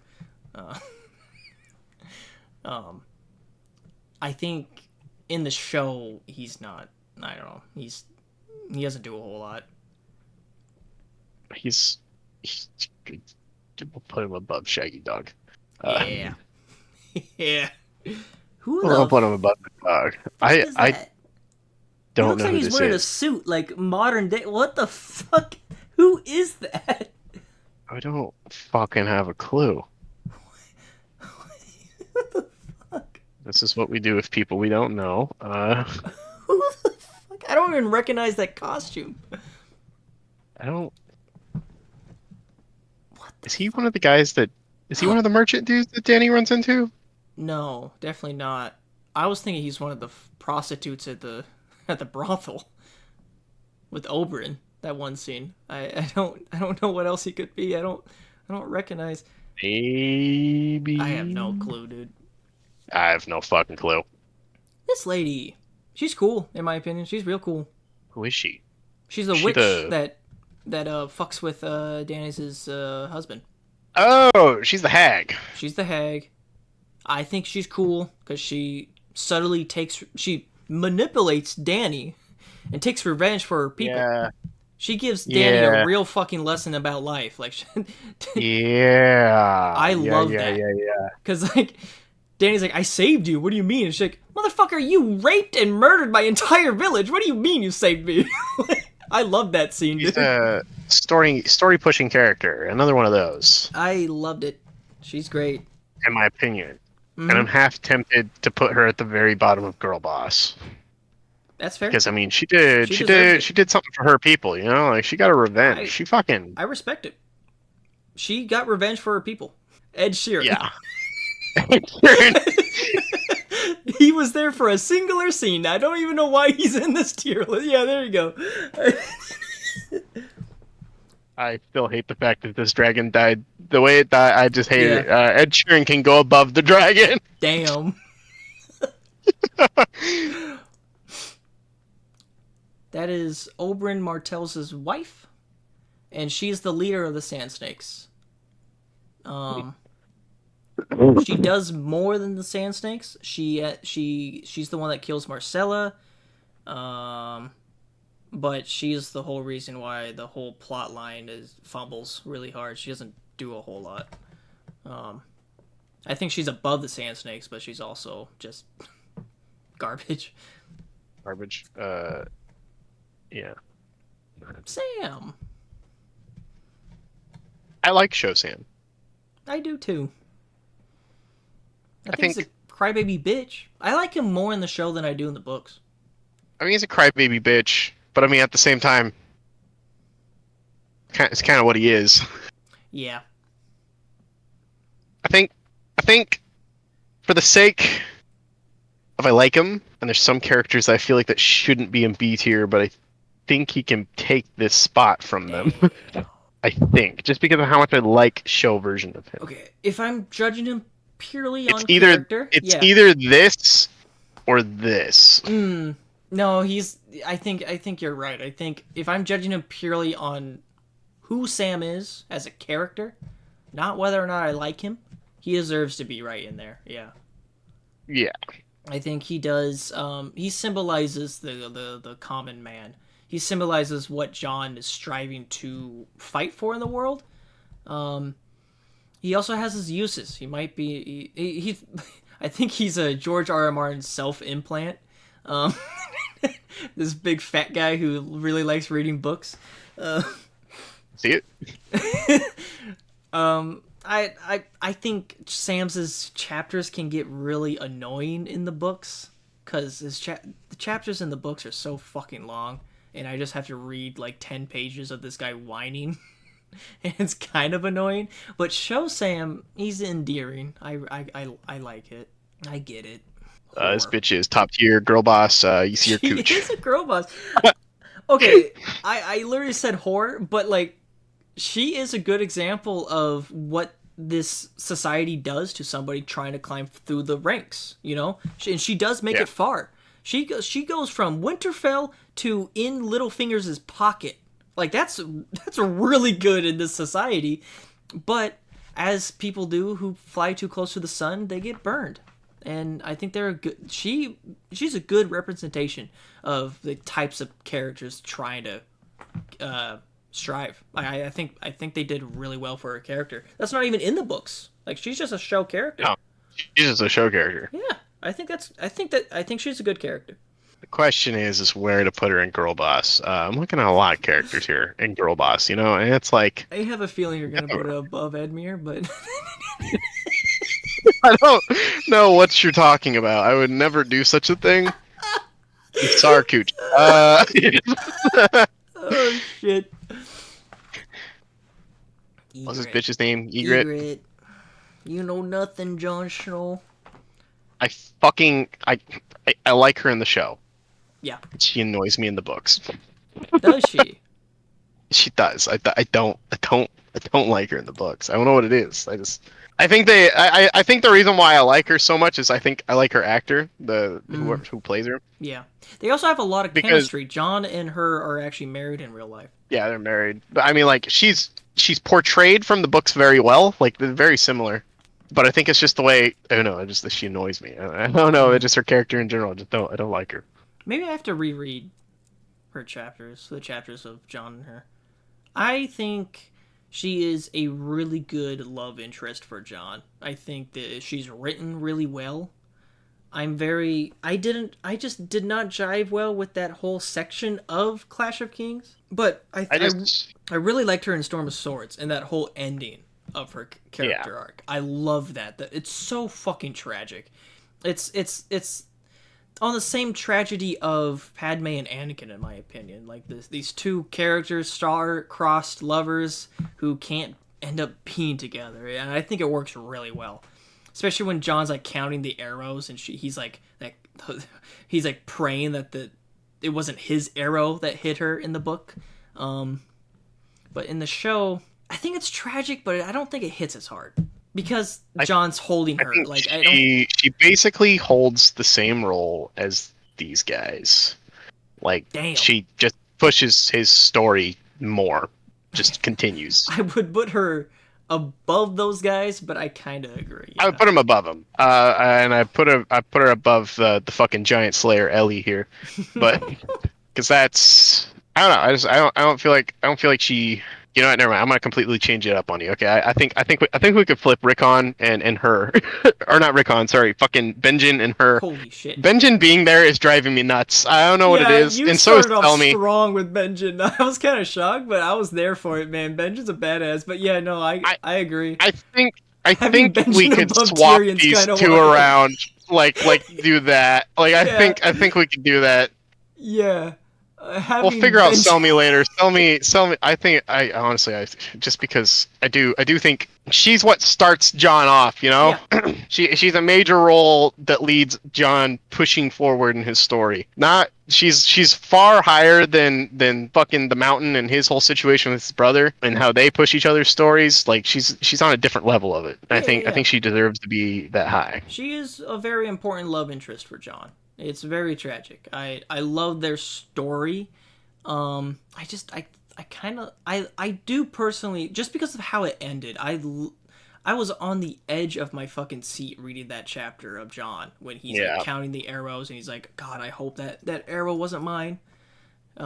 It's just so tragic reading that. Like, what if like you're in the middle of a battle and you're like just praying that it wasn't your arrow that hit your girlfriend. I don't. That's fucking I agree with you that horrible. I don't like the way they did it in the show with her death and everything. Yeah. But I still stand by this. I think the way she pushes Mhm. John's story onward. Yeah. 100%. I. Then again, his story didn't go anywhere in the show. No, I didn't go anywhere. I just meant like in But general. yeah. I'm playing a bit of both parts. You know, Selmy's still in fucking B tier, so. In the books, he becomes like a cold commander. Like he does. I think Sam complains like John doesn't talk to me anymore. He's like this. He's like a lord now. Because just after that whole event, he just kind of becomes cold and shut in. It's very very sad. All right, Fire Witch. I don't know where to put her. I have no clue, dude. As a character, like- she's fundamental to Stannis. I was gonna say, I feel like as the character, she's pretty good, in my She's opinion, as the great. character that she's playing is. Very tragic too, if you think about it, because like she doesn't even know what she's being, what she's seeing. Like it's not like she's manipulating. Like she genuinely believes this stuff, and she's not correct all the time, and she genuinely like she's not. I think that's the best part about her character is that she's not trying to manipulate. But she is definitely fundamental to Stannis. I don't know where the fuck I'd put her. It's a hard one. Having Arya and Tyrion and Bran in C, like I almost said I know. bottom of B, but like there's no fucking way in good conscience I could do that. I know it's disappointing to see those three there, but it's just like they're Yeah. it's Yeah. equivalent to the way we think of the show. It is Yeah. disappointing to see their characters where they're at in the show. I didn't like it. And when it comes to the fucking witch here, like I don't know. I feel like her role that she was put in was played quite well and a lot better than those three. I did love her ending. Like, she was so like done. You know, like she was just like all that weight, all that death that she has caused. She was just checked out. And the moment that battle was done, even though how dog shit that battle at Winterfell was, you see her just kill herself. It was kind of like poetic. You know, she's just checked out. She's done with that shit. She ain't living no more after everything she did. Like, and she's guilty. Like, she feels guilty over that.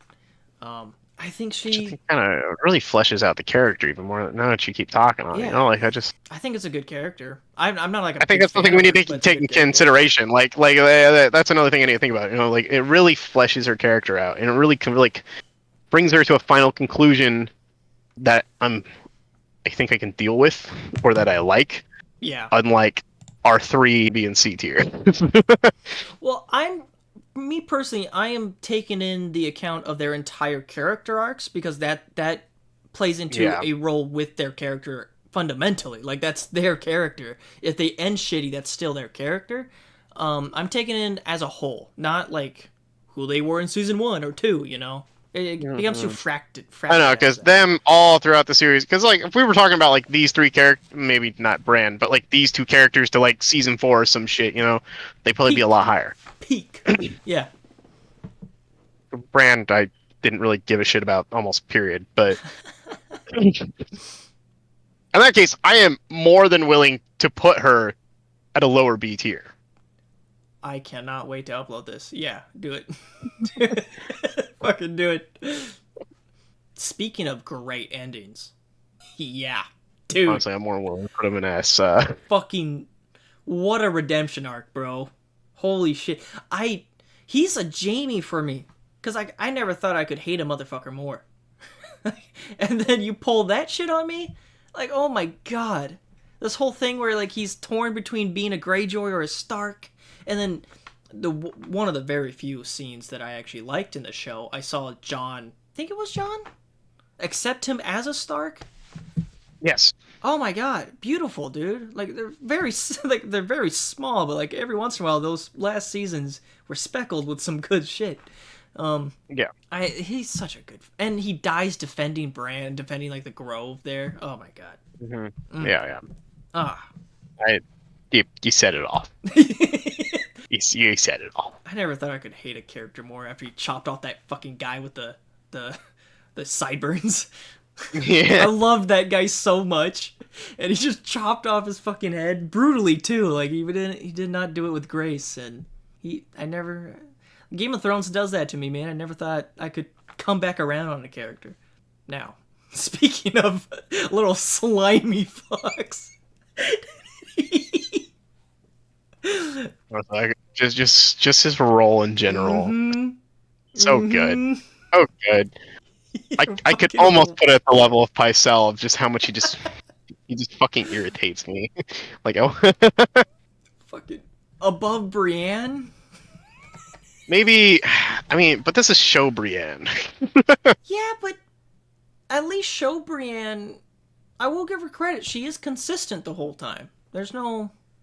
You make a fair point. Yeah, I'll put her beneath Brienne. Yeah. Walder Frey is a motherfucker, and. But this guy, besides another character in this list that I know will top him in most hated character in like, like the entirety of Game of Thrones. That character also he's deserves definitely high up there. by the way. That character. Oh, when we get to him, I plan on putting him pretty high. I'm not gonna lie. Walder Frey, dude. The Red Wedding, him just being a slimy fuck the entire time, like he doesn't hide it. It's such a good twist, but also like every other twist in the series, it's very like oh, that makes sense. Like this of course this slimy bastard who feels slighted by by Rob, sorry, would betray him. It's Yeah. So good. It's so good. Walder Gray. I hate him. Okay. What the fuck is this? What's this one? Alistair Thorne. I like him both in show and books. I like him. I do. There's a tragic side to him because he doesn't know that he's hating. Like, okay, he's up there at the wall because he fought on the Targaryen side during the rebellion for Robert. Yes. He hates on somebody he doesn't even know is a Targaryen, and I love that fact. Like, he shits on Jon because he thinks of him as Ned Stark's son, because that's the side he fought against. But he doesn't know, like, he's shitting on this kid who is literally a Targaryen. I just love that fact. And Kind he of has poetic. he has what? Kind of poetic. It is. And he does have a moment with Jon where he respects him in a way at that battle of when the wall, when he's defending against the wildlings. He's like, "Hey man, like, you're in charge here. I know you can do it." And I think he's a solid character. I don't think he's very high up there, but I think he's very solid and he's very consistent. And I think it's kind of sad to see him kill like one of the last Targaryens. You know? Kind of hold him at the same respect as like the Hag. You know? Yeah. I Like they agree. kind of, in a way, they're kind of similar stories. I mean, obviously, this is more of a grand theme of a grand scene of things based on the fact that like her tribe gets destroyed or whatever the fuck it was, and he was just part of a war and fucking hates Starks. Oh, another thing for Alistair, his final line in the show is probably one of the most badass lines in the entire show, in my opinion. This motherfucker watched Jon Snow be resurrected from the death from the grave, and instead of being shocked, he's sitting there on the fucking gallows, and he goes, "I fought for my side," or something like that. Like, I fought well. Now I rest. And he just dies. I'm like, whoa, this guy's a fucking badass. Yeah, Alistair's up there. He's one to easily hate at the beginning because he's just bullying Jon when he first gets there, but second watch, he's pretty fucking badass. I could not fucking tell you who that is. Gendry. Okay. I like Gendry. I don't think he's even he takes up 2 plot lines in the book. Cuz he also goes to Stannis, right? And he gets his leech blood sucked out of him in the show. Yeah. In the book, that's a completely different character that does that. he ends up. I think doesn't Danny in the show. What do they call it? Legitimize him, and he becomes the last Baratheon at the end of the show. That's pretty badass for an ending arc for his character. Like after all of this, he becomes the Baratheon to revive his house. I think he shines for me personally in season 2 when he's with Arya. I think that's really poetic to have a Stark and Baratheon not even knowing. Like George loves doing that. Like these characters don't know that they have very strong connections with each other. But I think it's kind of poetic. Which is also because I see Ned and Robert in these characters and just seeing them bone. It's fucking weird. I don't know how you feel about Gendry, but I don't know. I don't really have any high or low opinions of him. He's kind of just yeah, mid to me. I don't have any strong opinions. I kind of just want to put him like, I don't know, maybe beneath the big three there in C tier. Mm. I don't think he's worthy of a B tier. No. But he obviously holds more importance than the characters beneath there in C tier.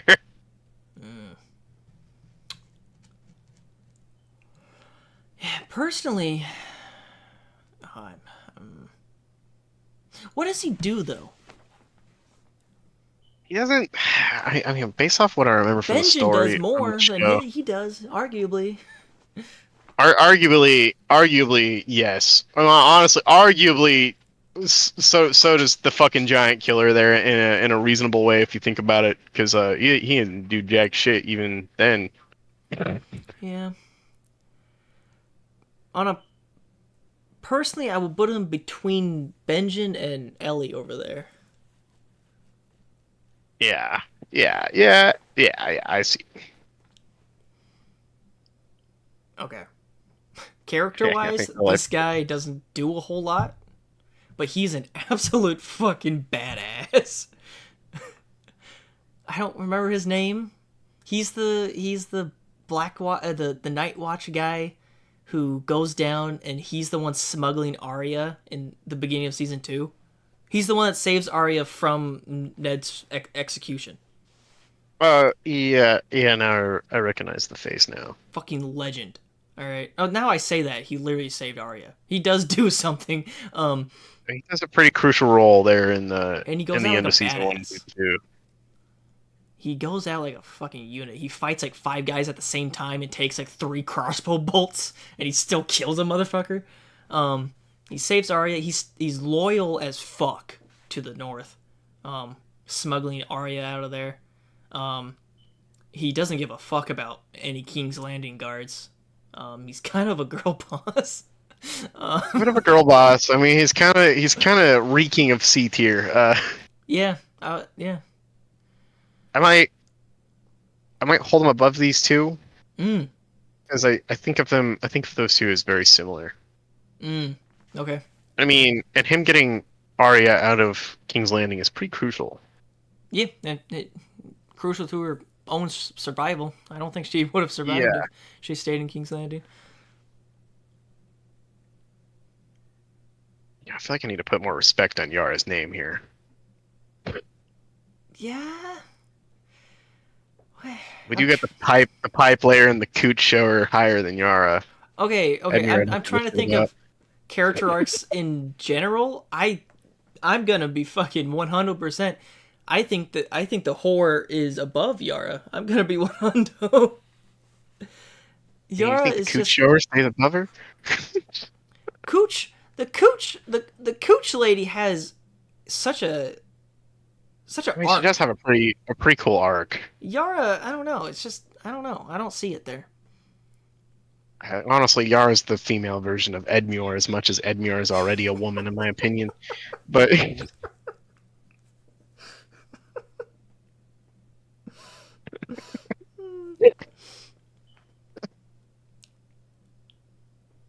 All right.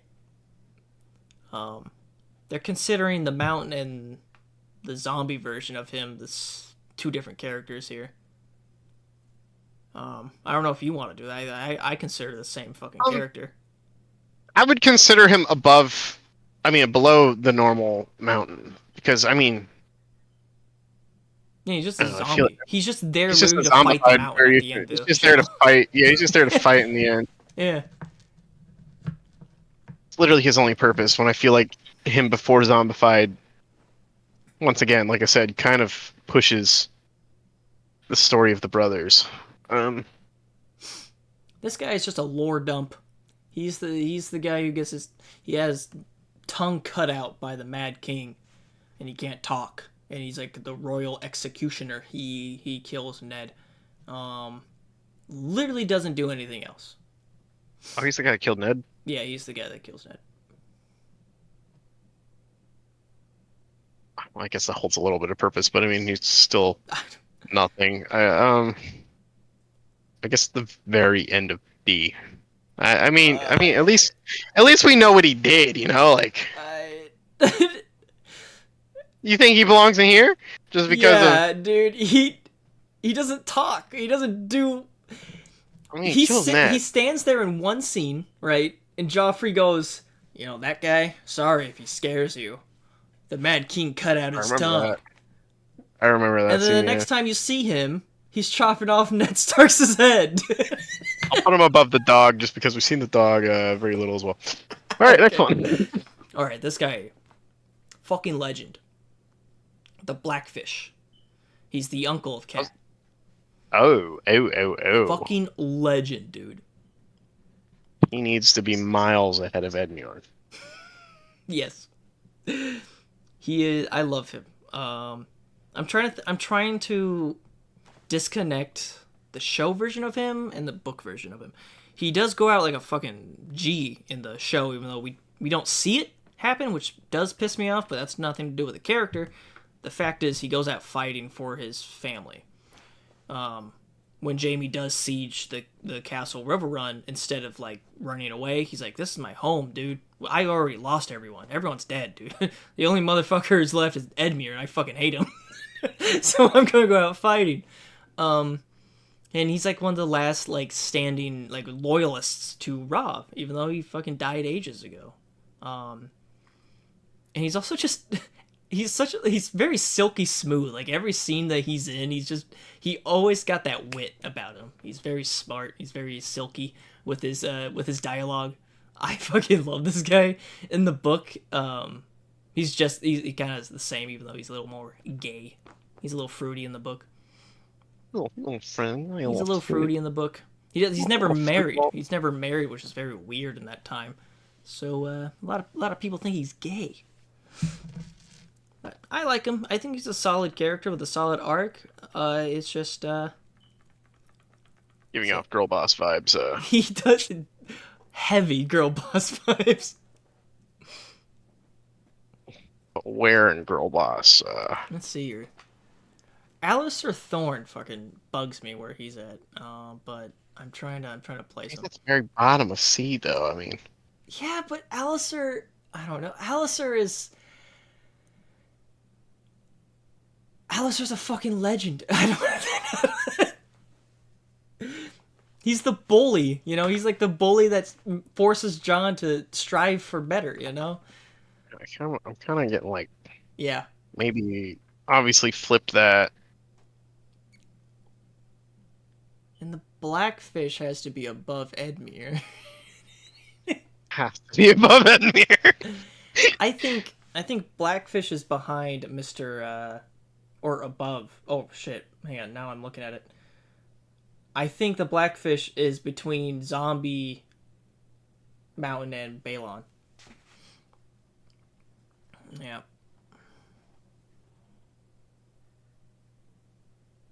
Yeah. I think I'll take him either in front or behind Balon. I'm kind of mixed up with that. I don't. Again, Balon's fucking useless. He's just there for a chaotic. Yeah. I'm fine with where he's at. The Mad Witch Doctor. The Witch Doctor. This guy looks ugly as fuck. Yeah, he's the guy Jamie finds. When he gets his hand chopped off, he's part of that like group of bandits, I guess, like the northerner group. I know which bandits you're talking about. Yeah, he's part of that group, and he comes down with Jamie when he comes back to King's Landing, and then he becomes Cersei's little witch doctor. He ends up being Hand of the King at the end of the show. What the fuck? Uh-huh. And then he dies. I think he instantly dies by the mountain. That is a confusing story. Yeah. Yeah. Why do I not? I don't remember this fucker at all. He creates the mountain. He's the one who creates the zombified version of the mountain. Yeah, I don't remember that shit at all. I mean, as a character, he's very interesting because he used to be a maester, and then his practices seemed a little too extreme, so they kicked him out. But now he's like this crazy like witch doctor type guy who likes necromancy. It's kind of cool to see him to talk about that kind of stuff, and thinking he's just a kooky old man, and then he creates that fucking monster up there. So it's kind of badass to see that. He also hates Pycelle. Pycelle hates him. I think he's interesting. He's not an important character that much. I mean, actually, hang on, he is kind of important, but I won't put him that high up. What are we thinking? Probably. Then again, I never watched I never watched that far in the show. I wouldn't really. Like middle D, somewhere around there. What am like? I kind of see him in this same spot as Mr. Pirate Boy over there. Yeah, like around that area. One? Around that area, I'd be satisfied. Based off what you're telling me, I'm thinking here. Yeah. Oh, Grey Wind. Oh, is this on Greywind? It's so sad. It is really sad. It is extremely sad. It's so fucking sad. Rob dies twice. If you read the book, Rob dies fucking twice. Rob dies in his human form, fucking shapeshifts into the dog, and fucking dies another time as the wolf. God, you make me want to just throw it at the very highest of D tier, just because it's better than all the wolves. It's so fucking sad. Yeah, I think I'm going to. I think we're just gonna put him just because it has more meaning to it. Yeah, and Grey Wind compared to the others. I think it was Catelyn's chapter where Grey Wind was like really nervous and trying to bite the guards that was feeding the Grey Wind right before the Red Wedding. Like Grey Wind sensed it that something was wrong. Oh my god, it's so tragic. How do you feel about this guy? You know, for the role he plays in the show, I kind of like him. But the like in which I like him is similar to the like in which I like the fucking kid that lays pipe. Okay, that's the type of like I mean. Okay, I do like him for that reason. I hate his arc, like how he actually ended. I hate it. I hate that he shows up. Give me High Garden and I'll team up with you. Disappears. Fucking disappears. He shows up at the very end when everything is done, and they actually give him High Garden and make him treasurer, even though he has no concept of money. He doesn't know how loans work, but they make him the treasurer of the kingdom at the end of the fucking show. Literally a thief, but if we're keeping the rules the same as judging the entire arcs of characters, I despise it. Book Bronn, different story. I love it because he's very political and he's like fucking with Cersei and Tyrion and all these people at the same time. Love it. Show Bronn, I love the acting, and I'll give it credit where credit is due. I think halfway through he's a great character, and then the other half, like, he's making dick jokes the whole time. Like I'm gonna put him right in front of Edmure.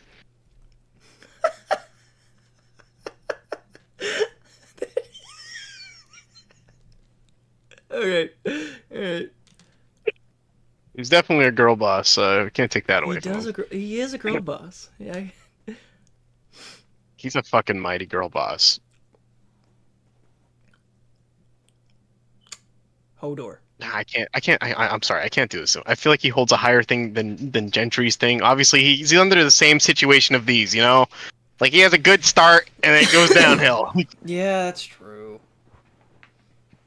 Seeing him below, I don't know, that bothered me a little bit. Yeah. Uh, Hodor. Talk I about mean, laying based on the pipe. character and the role he plays, you know, and laying pipe, I mean, he technically is a fantastic job. Oh yeah. He's a crucial point for Bran. Not in the show, but in the books they really dive into how fucked up it is for Bran to control this guy. He just controls him. Because his Yeah, brain's so mush that he can just control him straight up, and they kind of go into the ethics of that. But in the show, they don't touch on it.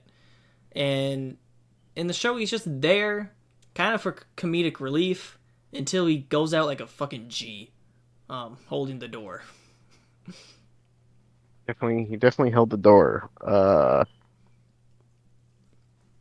C, C? C, somewhere in C. I mean, I don't know. I just don't feel like he. I would put him below fucking Randall. Or around Randall. Above Randall. If I'm being 100. What's fucking Randall? Sam's dad. Oh, Sam's that you Eh, put him near there. I mean, I guess he'd hold the same purpose. What does he do? He's The Hodor scene really gets me. Hold the Door scene was fucking legendary. I will say that. And I will say this, the flashback scene on explaining how he became like that, how fucked up he was, that was cool. I will say that, like, the whole, like, what was it? It was Bran. It became like a paradox where Bran was time traveling to the past, and for some reason Hodor saw him, or Bran fucked with his brain as a kid, so that's why his brain is mush. And it became like this self-fulfilling prophecy. I thought that was kind of cool. Explained why his name was Hodor, because he saw his death is what happened. He saw his death in the future, and it fucked up his brain. So he just kept saying hold the door until it turned into Hodor. That's kind of cool. I will say that. But besides that I'm happened putting like him as above he the child died. fucker. Yeah, that's a good spot. I Besides feels that, wrong he's just putting comic him relief the whole show. and with a fat cock. Okay. This guy, he's not my favorite villain, but he's a good ass villain, dude. Perfect manipulator of people. Somebody who starts at the low, but he has that same political mind as every single fucking lord here, and he plays it to his benefit. He's also played by one of the best actors in the show. Like, his acting is fantastic. What is this? He's he's what's his face? The Sparrow guy. He's the leader of like the religious cult Oh, in season 5 and 6. yeah. Yeah, he's a great villain. He's I love Olenna Tyrell. She calls him out right from the get go. She's like, "Don't play that game with me. Like, I know you look dirty, but you had the same you're playing the same game as us." I love that. I love this peasant who is smart enough to play the game of Thrones. It's badass. He's up there for me personally. Not gonna I have to go rewatch season 6. Yeah, I just don't remember shit from that season for some reason. Yeah. For me, he's like middle B, high B even. What you're saying, I kind of think like a here. Mm, Not above Sam? No, I'm trying to debate whether is he? No, no, no, no. I think right there. Yeah, he's great. Yeah, yeah, he's there. I fucking he slaps. What is that? Fucking cat. Come here, you little shit. It's me, dumbass. How many do we have left? Uh, Fuck, I gotta take a piss real fast. A real quick piss break. I need to get a drink. Is it seriously 1:40? We've been doing this since like 11.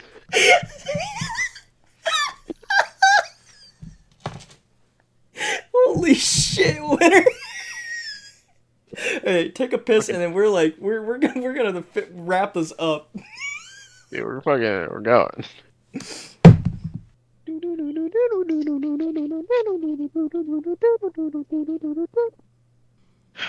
Who's up? The shape shifter guy who recruits Arya. Oh, yes.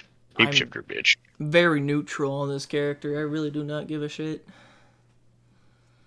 Yeah, funnily enough, I do get girl boss vibes from him. 100%. Definitely girl boss, especially in the season he's first introduced. I see Maybe him like- as the Witch Lady, like almost on the same level as the Witch Lady from Danny. This is the cool dragon. Yeah. The cooler dragon. What did I say I was gonna do with this dragon? I don't even remember what I said. I think I said I was gonna put it at the top of F just because it was a cooler dragon. Yeah. Something like that. This is Fucking this is Rhaegar. fucking. Let's say this is Rhaegar. Yeah. I mean, you can't take away from the fact that I guess he plays somewhat of a role still. Okay. But But he's dead and has no place in the rest of the story, basically. in the show, what the fuck did Rhaegar do? Nothing. But my point is like, I wouldn't hold him to the standard of absolutely useless like some of these Yeah. characters. I mean, okay. He definitely is going to be in here somewhere, maybe the very bottom, I would say. What would be the difference between show canon and book canon? Did the show dive into Rhaegar's whole thing? I don't think they talked about anything about Rhaegar besides the fact that Lyanna and him secretly got married and that's Yeah. it. I don't think they talked Did they get anything into else the on him. reason behind it, that he saw he saw prophecy and all that stuff, or he just wanted to fuck a Stark girl? I don't remember. I don't It remember. might, either. it might have been the latter. I mean, I don't blame him, but I don't remember. If they did, then that's basically the same character. And I'm gonna be honest, I kind of liked Rhaegar. All right, I think he's a sad emo boy, and I kind of digged him. I didn't think he was a good guy. I think he's very. He saw a lot of dragon dreams, is what happened, and he got mixed up. He saw Danny, and he saw like not him, but he thought it was him. He thought he was gonna save the world, and the price was a very, very costly war. The dumbass got himself killed. Besides that, he played good music, I heard. Barristan Selmy said very nice things about him. He's a very nice guy. We'll just put him at the very bottom of D. Yeah, show Rhaegar. I don't know what's. I truly just don't Like know I what's said, the difference between I book don't, and show. I don't hold him Rhaegar. to the standards of fucking useless like the characters in F. Yeah, Because I mean, he's still involved in a way, very, very, Yeah. very, very slightly, but still. I just don't know how much. I don't know how much they put in the show compared to the book. I love Now, Robert. the legend, Bobby B, dude. I love Robert. Bobby fucking B. I like Robert. Bobby like Robert a fucking lot. B, dude. I think he'd fit perfectly in this order. I agree. He is better in the show than the book, in my humble opinion. This is when the show was really cranking out like the top tier writing, in my opinion, where they're actually giving show characters a lot more screen time, a lot more depth. Robert was still good in the books, but we didn't get the scenes between Robert and Cersei for that example, or Robert and Jaime. that we got in the show. It really fleshed out Robert's character, in my opinion. I think Oh yeah. Robert's deep. Robert does have a brain in there somewhere when he actually wants to think and not drowning himself in pussy or alcohol. And that goblet there. He called it. Like, I think in one of the earlier scenes, he's like, "Hey, Ned, I'm sensing it. Like, a war is coming, brother." Like, he called it from the very beginning. You fucking knew it. That's why Ned was in the position he was. Yeah, he's like, "I need to get my boy in here ASAP." Yeah, Robert's a legend. I fucking love, and he's just an absolute meme lord. Like, every fucking scene he's in is a meme. Fucking legend. I don't know. I don't got much else to say about that. The absolute tragedy of the two war heroes that die in the first season. Like, it's just It's also the friends that did it all. I also love it's the whole thing on George R. R. Martin's writings that we see the fairy tale after the fairy tale. You know what I mean? Like, the true story, like the hero's journey, was Ned and Robert. And if this was a typical like Lord of the Rings type fantasy story, that would be the story that was told. But we're seeing the after effects of all that. I love that so much. It's so cool. Like the Princess in the Tower with Rhaegar and Ned's sister, like that's all straight out of like a fairy tale story. But we don't get to see that. We get to see the aftermath of the drunk king and the honorable Ned Stark getting his head chopped off. What happens after our fairy tale, guys? Okay, your fucking heroes all die. Yeah. I love it. I love it so much. Fucking Blood Raven. Useless Crowman. I so tempted to say absolute garbage. Compared to book, my humble opinion is absolute garbage. What does he do? He shows up, teaches Bran how to fucking time travel, and dies? For some, like, that doesn't, it isn't explained why or how he died. He just disappears from the story entirely. Like, the writers just erased him. And he gives no explanation on why he did all that. He just teaches Bran some stuff and disappears. He's not like this creepy eldritch god that sees all and knows all like he is in the books. Put him beneath fucking Cersei. Yep. Yep. This guy is kind of a legend. He's a bit of a G. This guy, we could put up there. I'm gonna be honest with you. He's pretty legendary. Yeah, well, like, we could. For the short time he was here, he made an impact. He definitely did, and that's kind of why I want to put him in A. It's also like the twist there. of. Like, he was like the hero to Dany. He was like, we're gonna sack the Westeros. You know, these two... Very similar. Very similar. Uh-huh. A hero for Tyrion, you know, and a hero for Dany. Both tragic endings. I honestly didn't make that connection until you literally, like, hovered him over Oberyn. I'm like, I just made that connection in my head. Yeah, they are pretty similar characters. Yeah, I like that. John.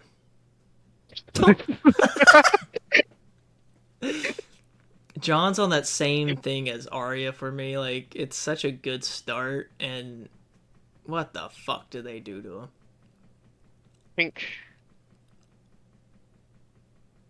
I think I can appreciate him more than Arya, in my opinion. In my opinion. I don't know how you feel about it, but... I loved him. I loved him, and then after they resurrected him, it's like Tyrion, like, what the fuck what does he do besides just being, I'm Jon Snow, I don't want it, I don't want the throne, I don't want it, I'm good guy, Jon Snow, Jon Snow. I'm Jon Snow, I don't know nothing, he doesn't know nothing. He knows nothing. In the books, it's heavily emphasize that when he does eventually get resurrected, he's going to be different, because everyone else who gets resurrected in the story, they become like zombified in a way, and there's a lot of fucking hints that his hair will turn white and his eyes will be red like his Targaryen self. He goes from Stark to Targaryen through this transitional resurrection. I think that's very poetic for his character. And what the fuck do they do to him in the show? He just becomes like this weird, stagnant version of himself, like Tyrion is. It's so fucking stupid. I hate it so much. I'm Jon Snow. Corin Halfhand. I only know him because he's such a badass in the book. He didn't do much in the show. No. He was a bit of a figure for Jon because he was such a badass. He's like, he lets Jon kill him to get his in with the wildlings. Yeah. Yeah. Yeah. Kind of a legend. He's...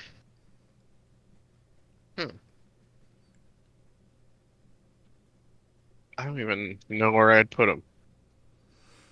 Like bottom half of D somewhere. Maybe similar to these characters. Yeah, somewhere around there, yeah. I'd put him above the fucking child fucker.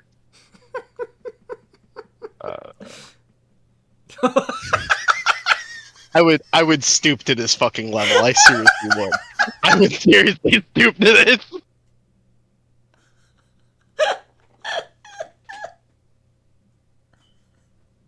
I appreciate and love Joffrey's character in the show so much. He is kind of like the opposite. Actually, no, I take that back.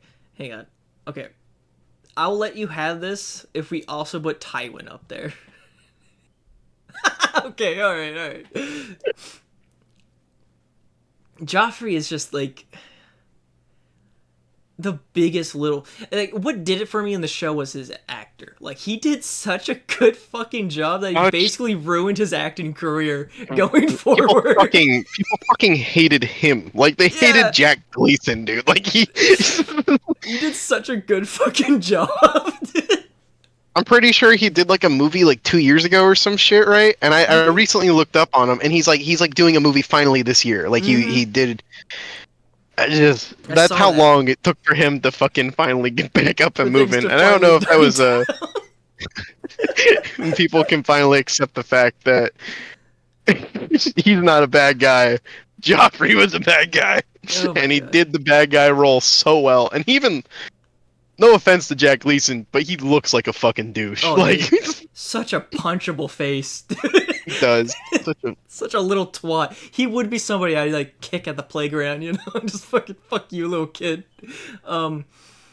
He's such a perfect example of like a genuine like psychopath, not like just an asshole. Like something's genuinely wrong with his head, you know. Yeah. I think even in the books it's described that he wanted to emulate his father, but he didn't understand like reality. So what he did to impress his father, because his father's a hero, he went to he killed a pregnant cat and like gutted it and showed Robert the babies of the cat. Like that's so smart in George's way of like explaining how mental illnesses work, because he just genuinely just didn't understand that. And in the show, dude, like holy fuck, it's portrayed so well that this guy's just a little shit. And damn well. A lot of traits of narcissism as well, because he's very easily manipulated by people who prop him up, like Marjorie. Another example of how good Marjorie is. Like, she props him up, and it works. She's able to manipulate him. Fucking great character. And went out... I wish they made his death a little bit more tragic, a little bit more sad looking, because a lot of people laughed at it. A lot of people finally got like, yes, finally. But like in the book, dude, I don't know how you felt reading that scene, but like at the end of the scene, I just saw a little boy crying out for his mom. And it's just like, I mean, damn. I held it as like the high horrific thing until we reach Clash of Kings, to be honest with you. Like, or I mean, like further in the book at the very end. It's like, that's where I held it at. Just the scene itself. Like, it's such a horrific scene. Yeah. Until we get to the Red Wedding, obviously. But my point is, like, when you're thinking of his death scene, it was pretty horrific, and then Red Wedding would go above that for me, in my opinion, Yeah. just because I don't know, Yeah. his death is, I mean, it's crucial. Yeah. It's what starts like the ultimate downfall of like the rest of their family. It feels like. It's what started Tyrion's trial, and then Tyrion's trial led to Tywin's death, and then that left fucking Cersei and Jaime dipped. That is. And it's like the rest of his siblings afterwards all have. It's not good for the rest of them afterwards. No. Yeah, fucking great character. All right, well, this could be absolute fucking garbage as well. They don't do anything. They show up to be cool little fantasy creatures, and they're gone. They're fucking gone in like the very next like episode or two. They're like the little henchmen of the Blood Raven, the Brand's little tree guy. Yeah. All right, Kevin, if I remember correctly, because I really like Kevin, honestly. In the book, show he's kind of just there, and like when I heard his name, I'm like, oh, it's Kevin. But he doesn't do a whole lot. Kevin is like the honorable version of Tywin. Tywin's his brother, and Kevin's just an overall good guy. Like he's honorable to his family, of course. Like he's loyal to them, but like he tries his best, and he's the reason in the books, at least, he's the reason why things stay together in King's Landing after Tywin's death. He's the one holding things together, and fucking what's his face, the bald guy, the spider guy. I forgot his name. The little. Oh. The bald spider, the whisperer dude. He had to show up in the books specifically to kill him because he was getting things in order a little too quickly. He's like, "What the hell are you doing? I need chaos here." He shoots him with a crossbow and disappears. But in the show, he's just kind of there, and I think he does show up in season 6, and he kind of has that same role, but not as much, not to that same degree. And then he ends up dying when Marjorie and all of them blow up in that giant sept that Cersei blows up. I wouldn't put him very high, but he is a solid character. I would almost put him at the same level as the Ian McShane character, somewhere around there. A little priest dude up there near Hodor, somewhere around there. He's a solid dude, but not a whole lot happens with him in the show. Shireen, oh Shireen. I love God. Shireen so much. She's so cute, and I love her. She's the Clementine of the story. Like she's like that little girl that everyone wants to take care of. Oh my god, she's so cute. She's the Ellie.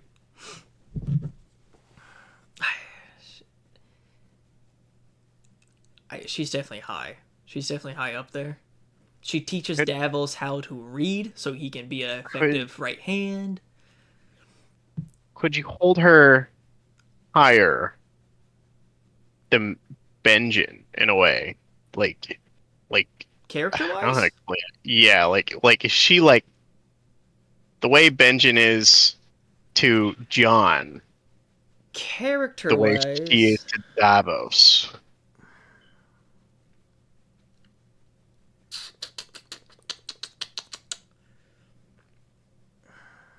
I'm trying to think back.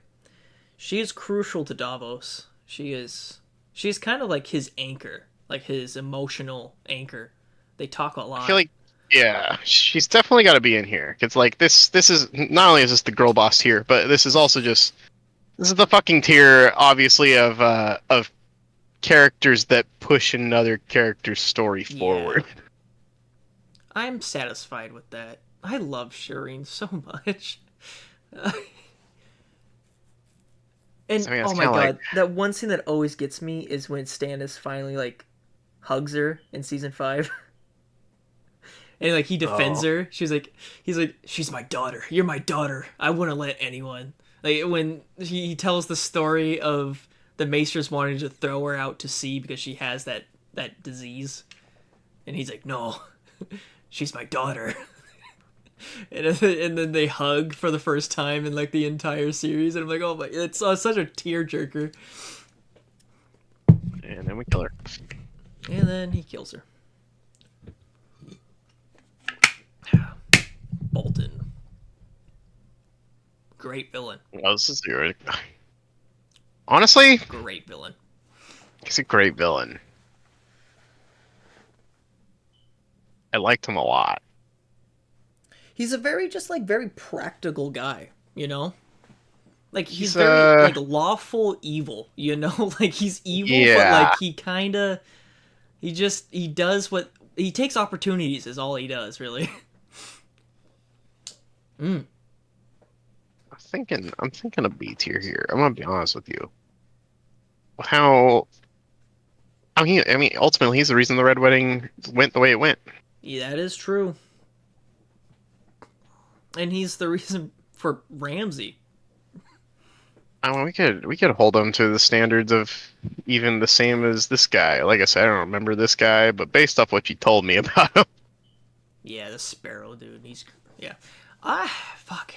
Hang on. I don't think he's above Sam. below Sam, between you guys. Sure. Why not? Yeah, I'm happy with I that. don't know. Bolton's Yeah, great. Especially in the books. I don't like the change here. I actually really prefer the TV show version, but in the books, it's Arya who becomes his little not handmaiden, but his little cupbearer, at the castle when she's a prisoner. You know, in the show it's Tywin that she's a cupbearer for. In the books, it's this guy, and he is so fucking creepy in the books. He's described basically as fucking Dracula. Like he has that silky black hair, very pale skin. He has leeches that drains like his blood, and it's a metaphor for like a vampire versus werewolf because he hunts. He goes after the Starks. It's very smart. If you pick up on that early on, you're like, oh my god, this guy's gonna try to kill the Starks. Creepy fucker. Anyways, Bolton's great. This guy's nothing. He's a random wildling that I think John kills in a battle. He does nothing. well, this-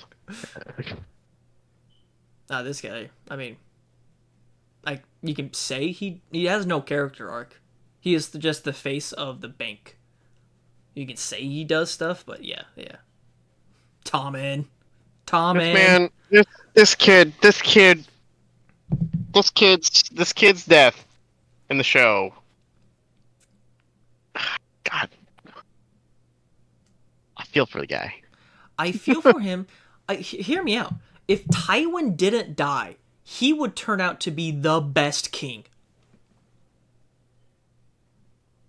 He probably would have been the better option of literally everybody. Yeah, if Tywin, he just needed that like more stern voice of Tywin, and he would turn out just fine. But he's too. He was a kid. He listened to his superiorities a little too much, and he got manipulated by the fucking Sparrow guy up there, the peasant looking guy. Yeah. He got manipulated by him, and he listened to him a little too much, and he was literally the exact opposite of Joffrey. It's so tragic. It's so fucking tragic. And you know he had that much emotion because he saw Marjorie get blown up by the Sept, and then he just decided to fucking kill himself. He was done with it. Yeah. You know what? Now, What do you know? that makes me think just the way we put things here, Oh, you know, Jesus Christ. based on the role itself. I think he's better than Jon Snow. I'm just. I could put it there. Jon Snow had a terrible arc towards the end. Fuck Jon Snow. Oh, Jesus Christ. This kid. He's not better than Shireen. All right, I I'm know, he's okay with definitely him better than above Shireen. Jon Snow, but he is not better than Shireen. I don't know. This guy's. This kid's death. I don't know. It's very This is my tragic. Shireen. It's very tragic. It's tragic, but I think. Shireen's my fucking girl boss, okay? You know, Tommen's a bit of a girl boss. I won't lie. I think Oh, he didn't do anything cool like these guys though. Okay, look at you might reject this, but between the Blackfish and Balon, Oh, we got Blackfish out right now. Blackfish is right behind the mountain. He's right behind the mountain. Yeah, I can do that. That was Well, you fuck almost Jon you Snow. almost committed blasphemy right there. Hey, you know what? I don't know. These guys committed war crimes in the second half of 100%, the entire okay. series. 100%, but Shireen did. Okay, look. Okay. Everything until that finale right there. Everything until he left my girl Brienne. No, hang on. hang on. I just remembered. Oh, god damn it. I was gonna give him some credit. I just remember that stupid fucking scene when he was, like, captured, and then he went, never actually cared about the innocents. Like, completely destroys his entire character arc, because his entire character arc was because he cared about the innocents, that he did the honorable thing. Killing the king? That is worse than Jon, Arya's, and Tyrion's, in my opinion. Like, not only, like, they might, those three might have, like, fumbled at the end. Jaime completely got rid of his entire arc. And he also went back to fucking Cersei at the very end. Like, his whole arc was just thrown out the window. It's fucking awful. But what was it? Season 4, Jaime? Top tier. Yeah, I guess I want to. You see, you have me like I don't know. I want to throw him I don't- like way down the list, but I kind of. You are right. I give zero fucks about this guy's story. Jaime pisses me off so much. Oh my god, seriously, this guy's badass. He's the Arya's teacher in season 1, who goes off like a fucking champ. He fights like 3 dudes at the same time with a wooden sword. This guy's a fucking legend. Oh yeah. Fucking legend. I mean, we could hold him. I remember this guy. I like this guy a lot. He is very fucking cool. I'm kind of thinking this around the guy that got her out of King's Landing. Sure. Maybe beneath. But I mean, I remember that fucking wood sword. Being able to fend yourself over like 3 fully armored dudes with steel swords with one singular wooden one. Fucking He was legendary. a preppy little shit that fucking kept Arya in her place. Yeah. Yeah. This guy's a fucking douchebag, and He sold it very well. he sold it very well. That's exactly what I was gonna say. He For the did a great job. For the very limited time in which he was there, he did a great job. Yeah. I think I kind of want to put him along the lines of where we put Tommen. Yeah. Yeah, that sounds about right. Who the fuck is this goofy ass dude? I forgot his name. He's the one that gets Sansa out of the wedding when Joffrey dies. He's the one that Sansa and him in the books they meet up a lot in the courtyard. And Oh, he's the cool guard, the nice one, right? Or... But here's the twist: he did it all because he wanted his land back. He wanted his titles back because he's the final member of his house. It's this very twisted thing where you think that this knight that's gonna save the princess Sansa, and even Sansa says like he's fat and like this isn't the knight that I pictured. Like he's fat and he's dorky looking, and then Littlefinger promised him money. That's what it was to get her out, and then Littlefinger just fucking shanks him. He's like, never trust a man. He just wants money.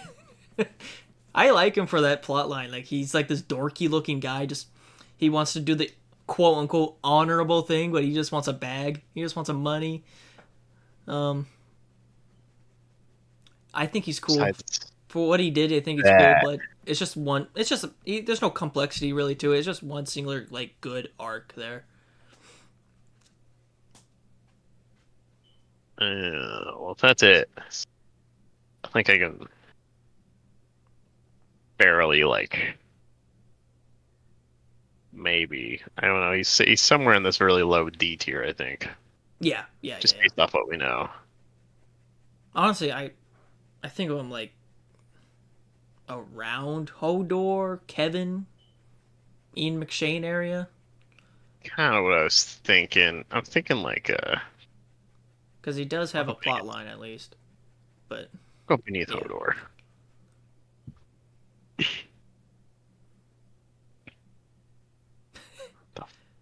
I think is that Lancel?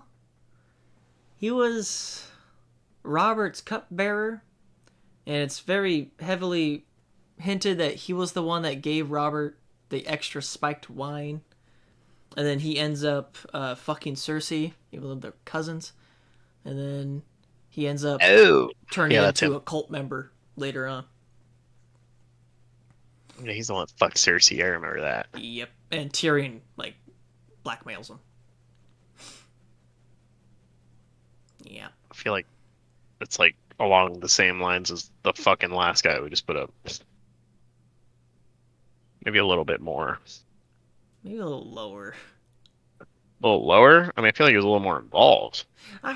Yeah, I guess you're right. I just did not give a fuck about him. Yeah, you can't. Maybe a little higher. Maybe little like higher. maybe like just above Hodor, maybe. Yeah.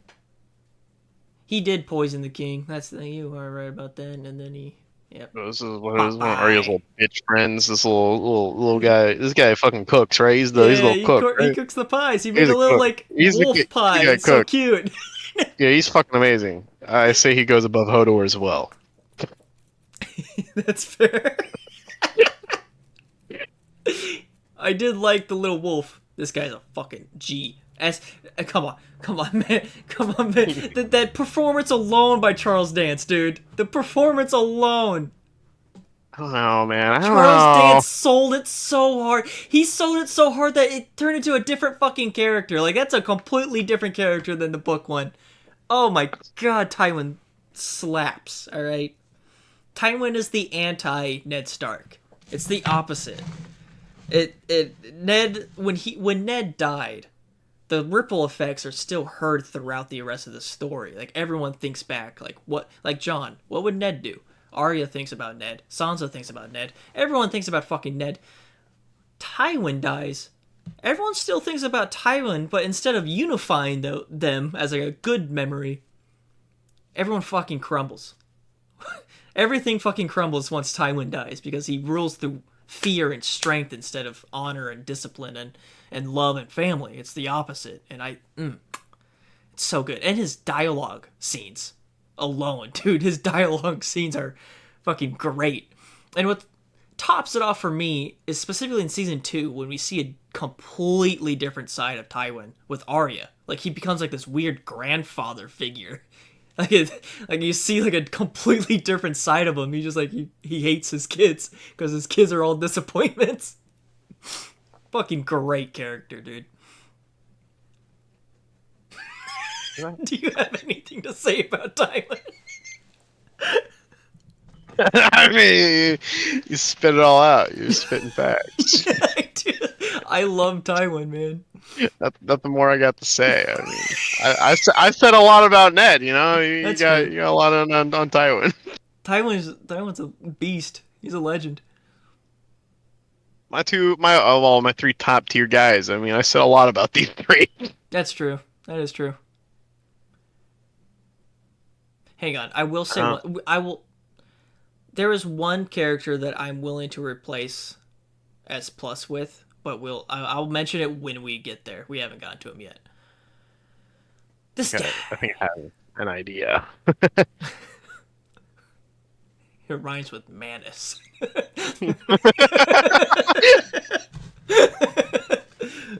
Talker. I forgot we haven't done him yet. I just saw him like shit. That would absolutely be my S plus I tier. know, there's still a couple big characters coming up. I would if you're down, I would replace Tywin with Manus. Anyways, this guy I forgot his name, but I liked him. He's a bit of a doofus. He's a bit of queer. Marjorie's brother. Is Marjorie's brother? Yeah. Oh, he's just a little. Oh, I mean, he doesn't do jack shit though. No. He does not. Yeah. He is hardly ever there. Unlike the books, he is hardly there.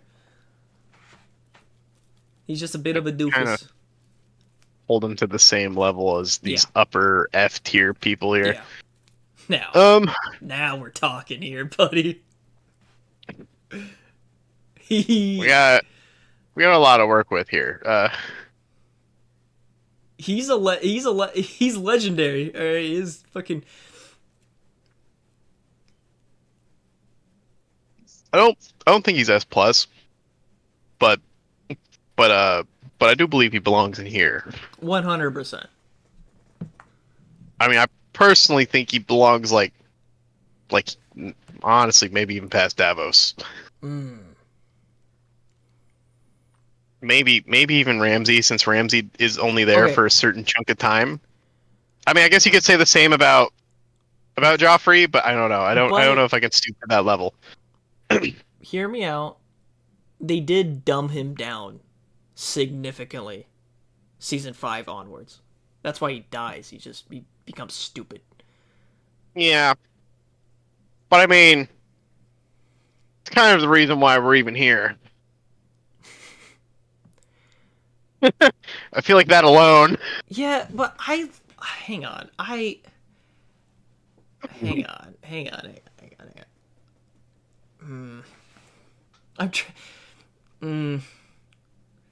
But Littlefinger literally sold Sansa off to the Boltons. And he apparently legitimately didn't know how evil the Boltons were, even though they literally just did the Red Wedding a season prior. And then he also like started fucking with Sansa and Arya for no reason, and then he was talking to Bran about the knife and a lot of dumb shit that caused him to die. And it was really weird. It was like they don't know what to do with this really smart character, so let's just dumb him down so he makes a mistake so he dies. Doing a lot of weird tomfoolery in the end. Yeah, a lot of he was fucking with people just to fuck with people, no end goal. You make a fair point. I think. If this was I'm going to put him here. If he wasn't dumbed down to the absolute like he was towards the end, I could easily put him here. 100%. Maybe even here. But you made a fair point. I feel like he needs to be. I'm on the edge about Theon, to be honest with you. I like Theon's arc more than him. I will say that. But then Littlefinger has a lot of weight with just what he did in the previous seasons. I know, that's kind of what I was thinking. I can't let that one season take away from everything he did beforehand. 2 seasons. Well, 2, yeah, sorry. Oh, 3 if you count what the fuck he did in season 5. I'll put him here. Like, after he killed Catelyn's sister, like, he just, like, got really fucking stupid for no reason. I don't know what happened there. It's sad to see. With that. I'm satisfied with this list, though, so far.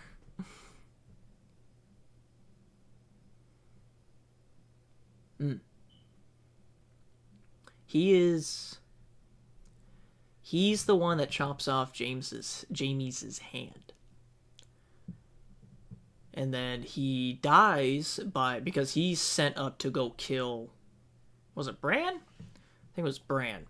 Because the Bolton guy, he heard like rumors of Bran still being alive. And then he's killed by Hodor, by Bran taking control of Hodor.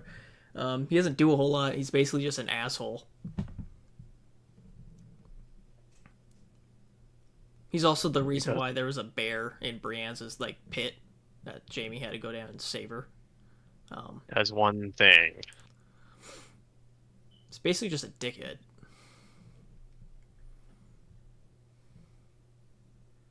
Honestly, all he did was cut off. He just cut off the hand, really. Yeah. It's like the only big thing you can think of.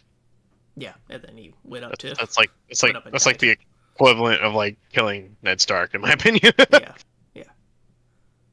Who the fuck? Oh, that's Yeah. yeah.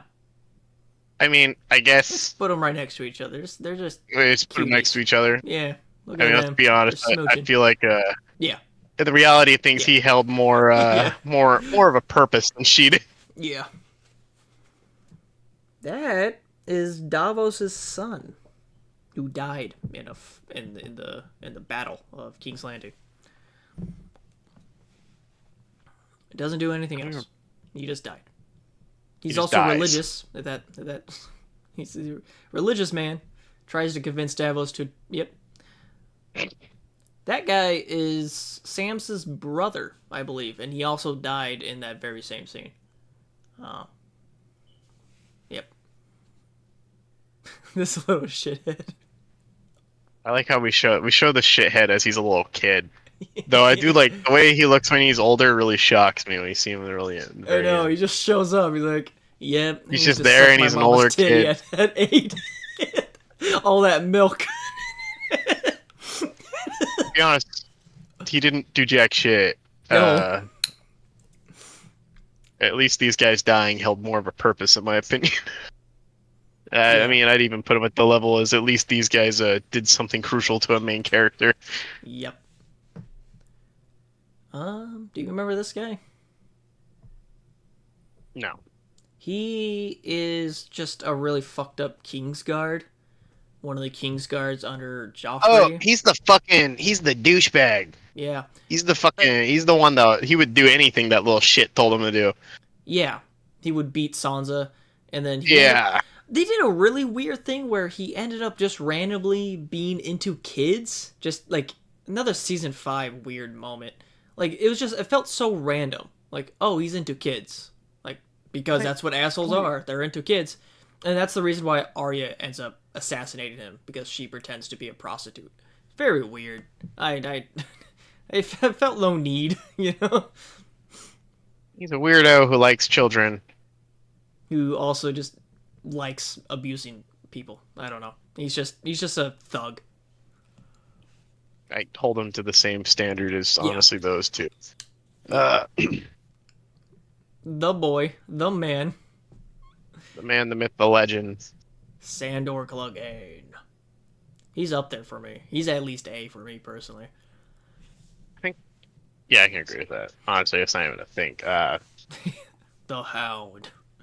For some reason, I think it's just his face shape. He reminds me of Titan. I don't know why. I kind of see it actually. maybe his like sense of humor mixed in with like his face. He just looks and reminds me of Titan. Kind of looks like Titan. I think he's above Aemon, personally. I do think he's above Aemon. I don't quite. Is he above Walder Frey? I don't. Maybe. Possibly. As a character, I think so. I think he has a beautiful I think arc. as a character, does my hatred of a character control things sometimes? Sure. Yeah, I'd put him here. Yeah, that sounds about right. He goes out like a fucking... He has one of the... I think he does have the best ending out of everyone in the finale. Like, he goes out killing his brother, you know? Like, that's just... Right. The most He goes poetic. out finally doing the fucking thing he's been trying to do. Okay. Yeah. The best ending out of all of them for some random reason. Some people may think it's dumb, but it's like this in his mind. Like that's what he thinks he was born for. I feel like it's just they take this fucker out. Yeah. Fucking legend. Yeah, I've got nothing much more on that. He's just I've always liked his character. All his scenes with Arya in the show and everything. I love it a ton. I like his perspective because it's nothing like the lords and the politicians of the world. Like he thinks in a completely different way, and I like that. I like the different perspectives. Same reason why I like Gendry in the book and Davos in the book, because like they're different perspectives than the typical politicians and lords and ladies. Yeah. Who the fuck is that? I've got no fucking clue who this is. He looks familiar, but I can't place a fucking name on that bitch. He looks like oh, he looks Is he like some Tyrell kid? Is there some Tyrell I don't know about? no. He almost I almost want to say like he's one of the like little birds that the spider guy has. Like the little children that he keeps around. But I can't place a fucking face on him. I don't know. I have no idea. No, they're faceless people. This guy. This fucking guy, alright? You know, whatever's going on here, I don't think I can remember him, but this shit is pissing me off. He's like a Viking. Come on, man. Viking, dude. This is the gayest looking Viking I've ever seen. Oh, come on. He's a fucking legend, right? Theon chops his head off, right? He was Catelyn Stark's like little guard guy. Fucking legend. Otherwise, wasn't he? Okay, actually, I do remember this guy. He's like one of the honorable dudes who sadly dies at the beginning of the show. Great dude. He dies really early on, though, so we'll Second just... season, somewhere in there. I don't remember anything about him. I'll hold him to the same standard as the animals. Yeah. There we go. Yeah, that's about right. Hey, put him above the other dude because he This does one? way more than him. But yeah, there you go. Marcella. Okay. We don't have to put her high. I think she's definitely like high D, simply because of that fucking horrific scene between her and Jamie. She doesn't do a whole lot throughout the entire show, and then randomly, she gets sent to Dorne as like a kind of like a parting gift, a little gift for Dorne, and then she ends up trying to marry one of the Dornish princesses, and then on the way back, she's poisoned right in front of Jamie. When Jamie finally, like, it's such a sad fucking scene. Jamie finally gets recognition from somebody, right? And his own daughter. Like, he tries to confess to her that he's her dad, and she's like, I kind of already know. Like, I kind of knew this whole time, you dummy, and I'm glad. Like, I'm glad you're my dad, you know? Like, I accept you. And then she fucking dies in his arms. Like, the first time he ever gets accepted for who he is.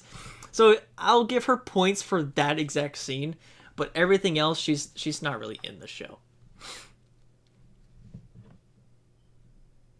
I'll put, like... Yeah. Yeah. Yeah, sounds about right. Yeah. That scene alone just, oh my god, irks me. This funny motherfucker. This fucking guy. I fucking love this guy. Okay.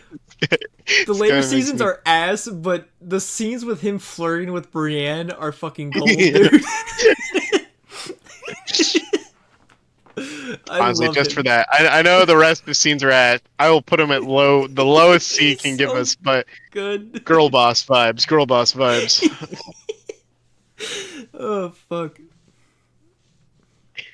Fucking love those scenes. Brienne wants nothing to do with him. The Mad King himself. The Mad King. The man who started it all. I mean, just the character alone, it's a great character. Like, it's a good character. Yeah. Obviously he's not there. He's in the subtext of it all. He's in the history of it all. I honestly don't even know why he's here. Like, he's in a singular flashback scene for like 5 seconds. I think since he holds more weight, unlike these, whatever the fuck these guys are, Yeah. I would put him like here. Yeah. I still I don't know. We talked very briefly about these guys, but I give zero fucks about them at this point. I'm surprised that Dorn guy is up there that high. I don't even remember. All right, he was the prince, I thought, right? Yeah, but he did less than Marcella, and he did fuck all. He showed up and died. All right. Uh, another wolf. I don't even know which one this is. I couldn't tell you. I'll put it the same standards as the other one. Why is she in this Damn. fucking list? I don't even know who this is. She's an Fuck is old. this? I think they call her Old Nan. She's an old lady who tells Oh, Bran she stories. don't do jack shit. She just tells Bran stories. The fact that she's even in here. That's so funny. That is so funny. Now she's a fucking legend, bro. She is a fucking Robert Baratheon level in my opinion, dude. Like she is on that same level of the TV not- show just giving her the fucking screen time, bro. She's amazing. I love her final scene with Jamie and everything. Yeah. Just Right? I think final scene with Jamie, all of the shit she does when she's in King's Landing, all of it. It's all great. every scene that she's in.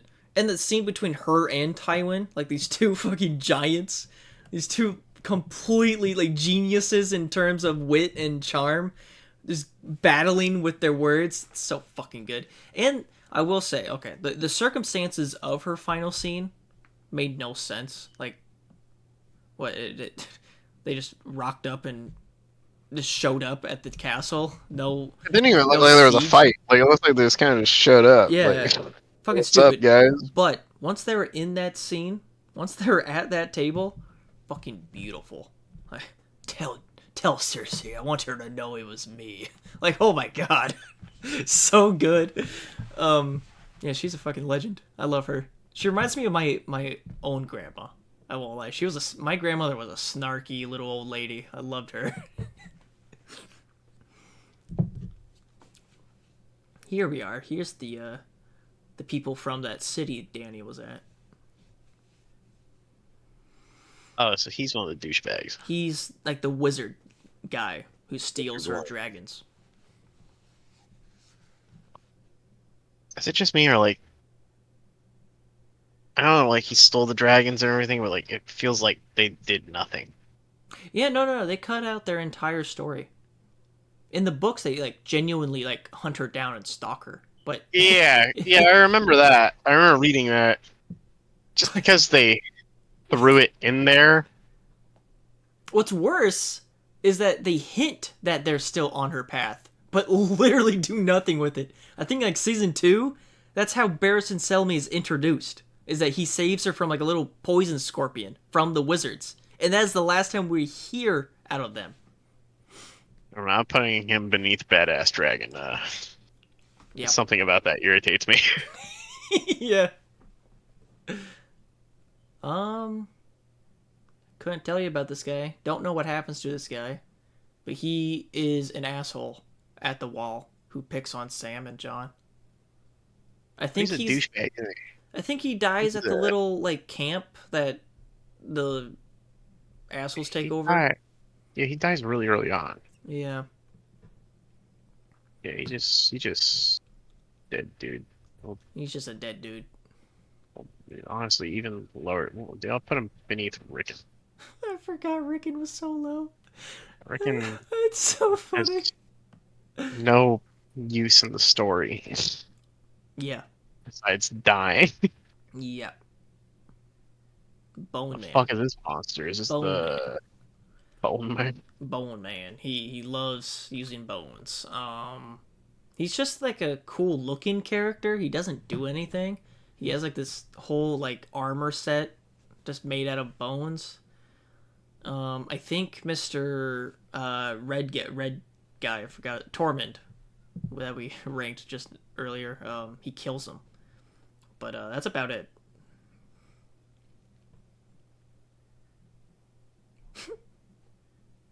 He looks cool, so he's above that guy, the pirate guy. He's above the black guy. Yeah, Mace Tyrell, Mace Tyrell. the doofus He himself. really. I was gonna say he's just a goofball, ain't he? Yeah, but he's a goofball for a reason. Like, he's not just dumb. He's dumb for the plot device that the Tyrells are run by the women. That's, like, the whole thing about the Tyrells. Like, Marjorie Tyrell, Olenna Tyrell, like, the women rule that whole family. And that's the reason why Mace is there. He's dumb. He thinks he's in control of things, you know, but he's not. It's Olenna and Marjorie planning everything out. So there is a point to his character. But he's just there. He's just there to get pushed around by other characters because he's stupid.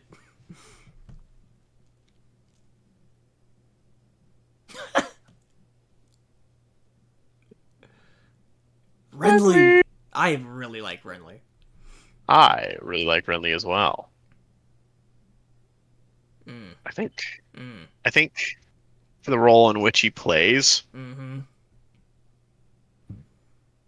he does a fantastic job. He is the prime example of summer soldiers or summer children, what Catelyn said, because they live off of the stories, right? They've never been in battle, and Renly is completely like he lives in that. He has these giant feasts, and he thinks the battle will be glorious. He doesn't know what real war is, and he's the perfect example of that. And I think he would have been a good king, because he's like Robert in like resurrected. Like, he looks like Robert, at least in the books. He looks like Robert. He's not some twink as in the show, and he's gonna be a good king. And it's just tragic how he went out.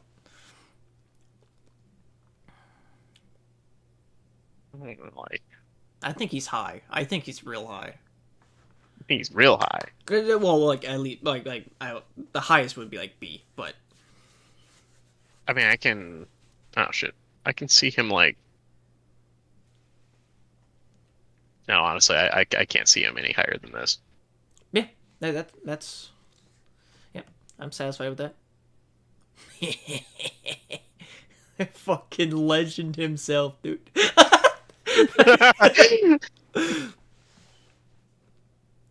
Robert Rob, dude. Fucking is Rob. perfect.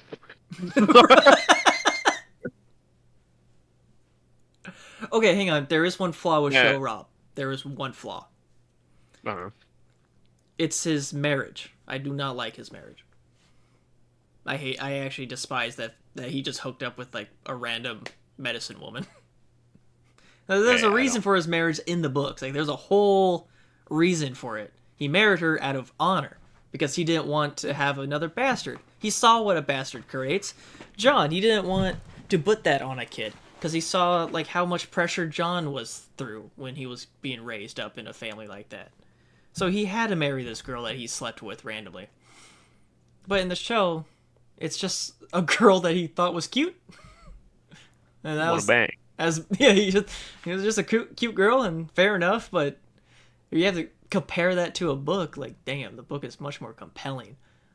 Besides that, phenomenal character. Fucking legendary character, dude. Made after his own father's image. And the fact that he's gonna name his kid Ned, too. That's just, ugh.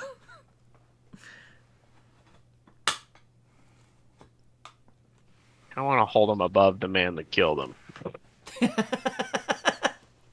As a fuck you to, Yeah. My boy, Rob fucking Stark. Who the fuck is that baby? Fuck him. Fuck him. Fuck that guy. God. Fuck him, dude. Wait. Okay, hear me out. He like... I'm gonna need a good justification for anything besides absolute garbage. Like, I'm gonna need... It's absolute garbage. I mean, gonna need other than the something. fact that he was involved in the big Winterfell scene. Yeah. That's it. That's honestly it. but I'd be down to put him in absolute garbage. I think he should be top of absolute garbage just because of the role he did play there. The whole point was him and John to duke it out. Well, I know, but I'm just saying, like, just his involvement in general. Like, I feel like Yeah. it'd be wrong for me to put him like down here. Okay. Okay. Okay. But I'm down to put him in absolute garbage. Fuck. Okay. I mean, come on, he held purpose in at least fighting in that battle, unlike this dumb fuck who just wanted to fuck Cersei the entire time. He did have that hard home scene in season 5 was pretty badass, with like all the zombies and shit. Yeah. Somewhere in F, I'm down. I'll put him above all of the characters we have no idea who the fuck they are. I think we knew who that was, but we don't know from this down. Yeah. I need to take a fat piss real quick. Yeah. I still have my headset on. You can start talking about whoever the fuck that bitch is. She is just a sister, like a really religious lady, who I think specifically picks on Cersei while she's imprisoned by the Sparrow. She's just there to antagonize Cersei. She doesn't do a whole lot, and I think Cersei does get her revenge on her. But she's just there to be like an antagonist. She doesn't do a whole lot. She doesn't have a character arc.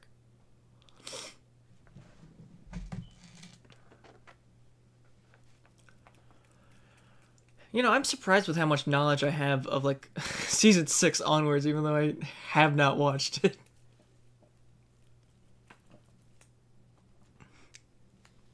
Like I said, I gotta like rewatch that season. I feel like I don't remember anything from that season specifically. You remember Tommen's death? I think it's because that's just an iconic thing, and I've That seen that was. in like movie. I've seen that in clips and shit like that. Yeah, it's like the last great moment in Game of Thrones. Honestly,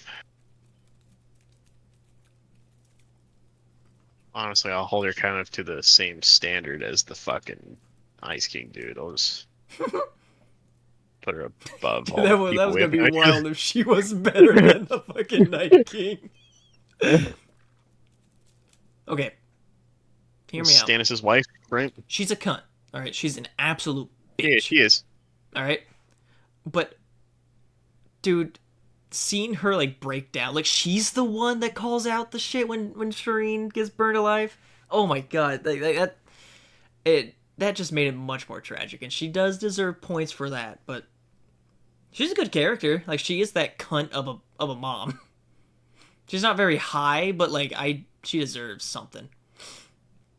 Like girl boss level, or like She just I think she's that like really snobby like suburban mom type of energy, you know. My child won't do this. My child won't do that. Cunt. I'm satisfied with that level right there. That looks good. Oh, right here. Oh yeah. Fucking cunt. That's Tommen's little cat. This is. Yeah. Okay.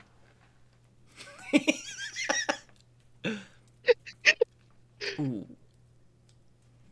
Ooh. Uh, She deserves high, especially show version. I'll be honest. She's Show- she Ooh. kind of deserves to be up here. A? Would you put her in I don't A? know.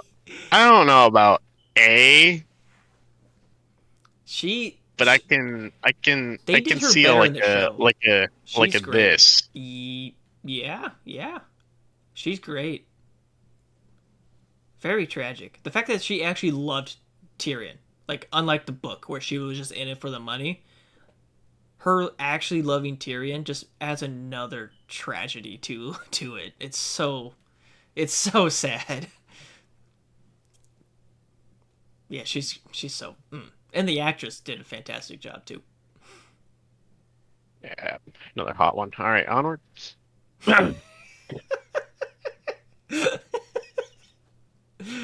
She was a porn star before she was acting. I've got a type, man, and okay. That guy, I think he just fucking dies.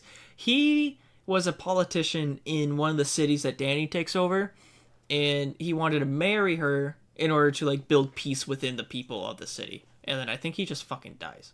I think he becomes like a plot thread because everyone he was supposed to be like a red herring. Like, oh, he's the true villain. Like, he's the guy behind all of these like secret murder. You know, you remember the people with the masks that killed Person Selmy? Yeah. He was like the red herring that like he's behind those people with the mask, but the people with the masks just murked him. So like, oh, it's not him. So like he's that plot point, but besides that, he has no purpose.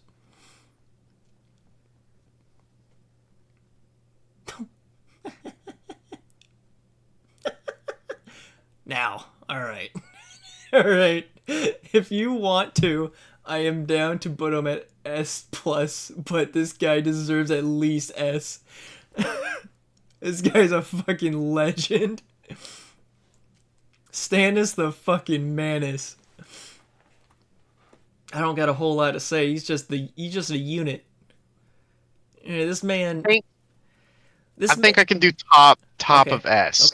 Okay, I'm down. Yeah. I'm down. He holds like the fallen, like the tragic fallen hero story. Like he is Ned Stark, but without the charm. Like he's rigid. He's rigid with his justice, and he's very strict. But he's also like he has a soft side underneath that stiffness. Like it's very charming in my opinion. Like you see him like, oh, it's like kind of like Joel, you know, like he's a softie underneath all that, and his dynamic between him and Davos, like these two people who want the same thing but they bicker about it. It's very good. It's fucking good, and him, it's so tragic that he gets manipulated by this fucking fiery witch, which just completes his character. It's Absolute manipulation. so good. By his little whore. Stannis the fucking Manus. Fucking legend. That bitch. Fucking bitch. Yeah, speaking. Alright, I was talking shit about her, but her ending is fucking horrific. Alright. Okay, the ending. That's worse than Dude, the that book, shit- dude. It is. It really is. What do you. What did she say? She said something about, like, she said something very sweet to Rob, like something about Little Ned, because she wanted to call him Little Ned, the baby Little Ned. And then she fucking gets stabbed in the stomach like minutes later, dude. Multiple times. It's so fucking rough. I will give that credit. Just because of her gruesome death. Honestly, I'd hold her gruesome death to the same standard of like even Tommen and this dude, the way how they all died. Mm-hmm. Okay. Yeah. That's fair.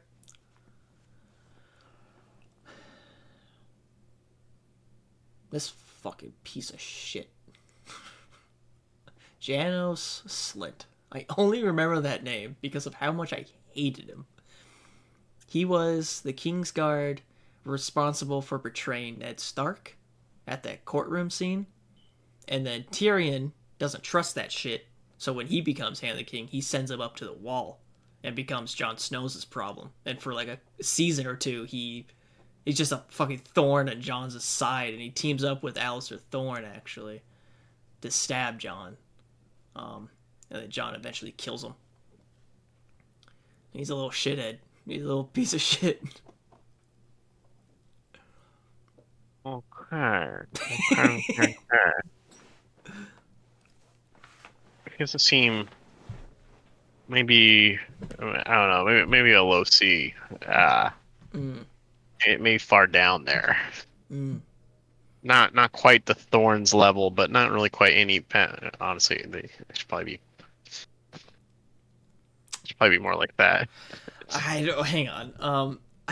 Tormund deserve. I was thinking like behind Mr. Mace Tyrell over there. Are we on Mace right now? Mace is second in D. D right now? What the fuck is he? Second, like, look at the first. Oh, duh. I don't know. Like that. I think, yeah.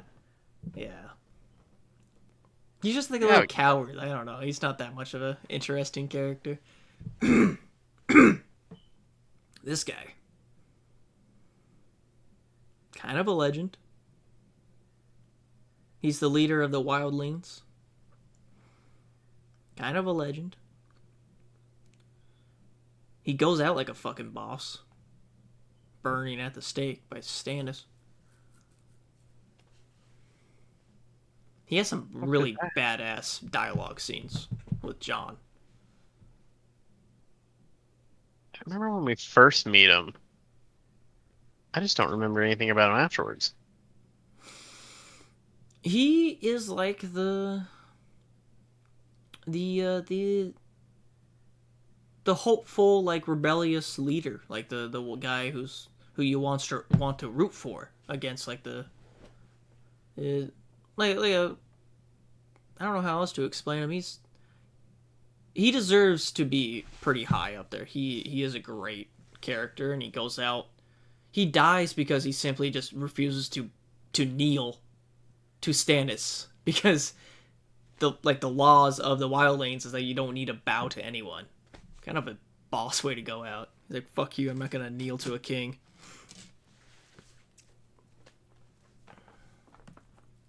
I don't remember. For some reason, I don't remember that.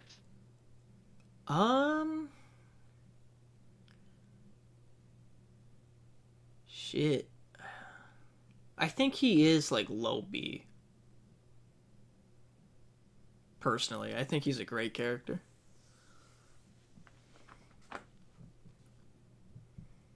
Yeah. The spider. The spider.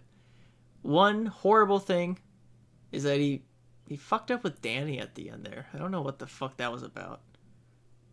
The actor was also like very pissed. Like he hated that ending for him. But besides that, it's like a Littlefinger situation. Besides that, like he became dumb.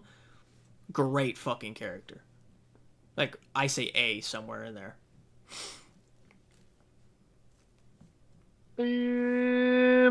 I'm thinking like I don't even know if I could really put him above Pedro and his great performance. Fucking But Pedro. then again, he was there for so long. Those He's extra probably scenes between him and Littlefinger early on. Probably more deserving of Yeah. something like this. I think he's above Walder. Really? Yeah. Yeah. He was fucking great.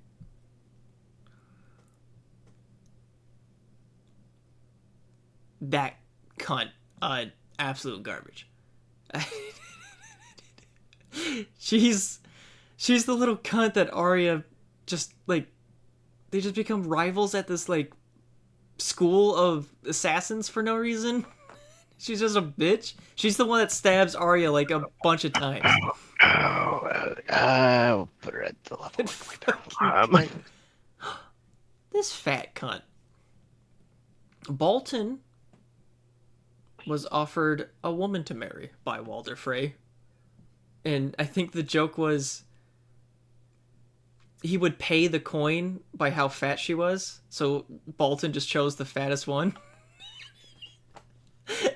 And she gets eaten by dogs and her baby. By dogs, yeah. Yep. Fucking besides horrific. that's just based off the tragic death alone. Maybe I'll give her a little more respect. Yeah. I'll put her like a here. She was such a sweet lady, dude. We'll do that. I remember that scene. That scene was a gruesome scene. Yeah, it was fucking horrific. Isn't this our friendly giant? Yeah. The legend. This the guy. Oh, dude, this is the guy. He's the one who gets arrowed down. Mm-hmm. Oh. Badass moment. Besides that, that's all I really remember about this guy. I don't know if he had any other. It's kind of it, right? Mm-hmm. Mm-hmm. He did go out like a G, though. He did go out like a G. Just because of that, I kind of hold that death to a little bit of a higher standard here. Above Mace Tyrell. GG. And like you said, he's a little goofball. He's a goofball. Okay. I hate this version of Jorah. I just don't like it. I like how he went out. I do respect it. How he went out. He died for his queen. But he's like a charming, handsome man. Like, he's supposed to be a like overweight, balding creep. You can like we're thinking. I think I'm catching your drift here. I don't know. I'm trying to separate him. Like Shojor, like what is he about? Like he betrays his queen, and tries to redeem himself for the rest of the time.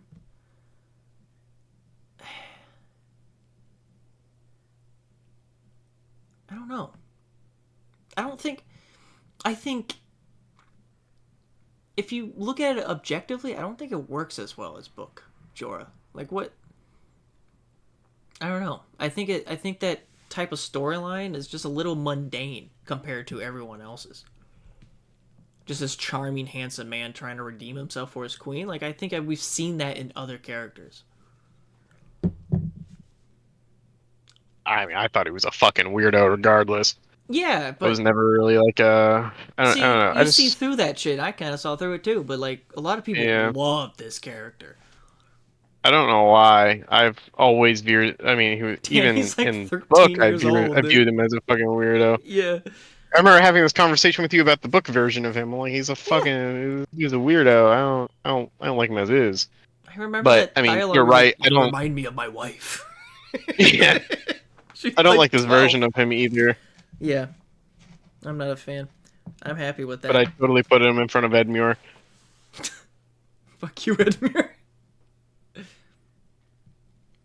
This is one of the dudes Danny meets, right? Yeah, he betrays her. He like tries to manipulate her, tries to marry her, and then she locks him This, into like a vault. and it was like really early on. Season 2, yeah. Yeah. Uh, I have no and idea. besides that, that's basically it. Yeah, that's it. I mean, fuck, I'd hold him to the same standards as the fucking animals at this rate. But I mean, he was there. He did something. Yep. She looks familiar, but I could not fucking tell you. No, I have no idea. She looks familiar though. I'm sure I've seen a scene with her in it. This guy's kind of cool. This guy's kind of fucking cool. He's a priest who drinks and he's like funny. He jokes around. He works with the fire guy, the guy who keeps coming back alive. He basically is useless as fire guy, or He's at least has more personality. Like he does steal the show whenever he's in the scene. And I what think about he dies for Fire Guy if I remember correctly. we'll put him around the same standard as Yeah. this guy then. Yeah. Holy shit. And just like that, Holy that's all of them. It's fucking 3 a.m.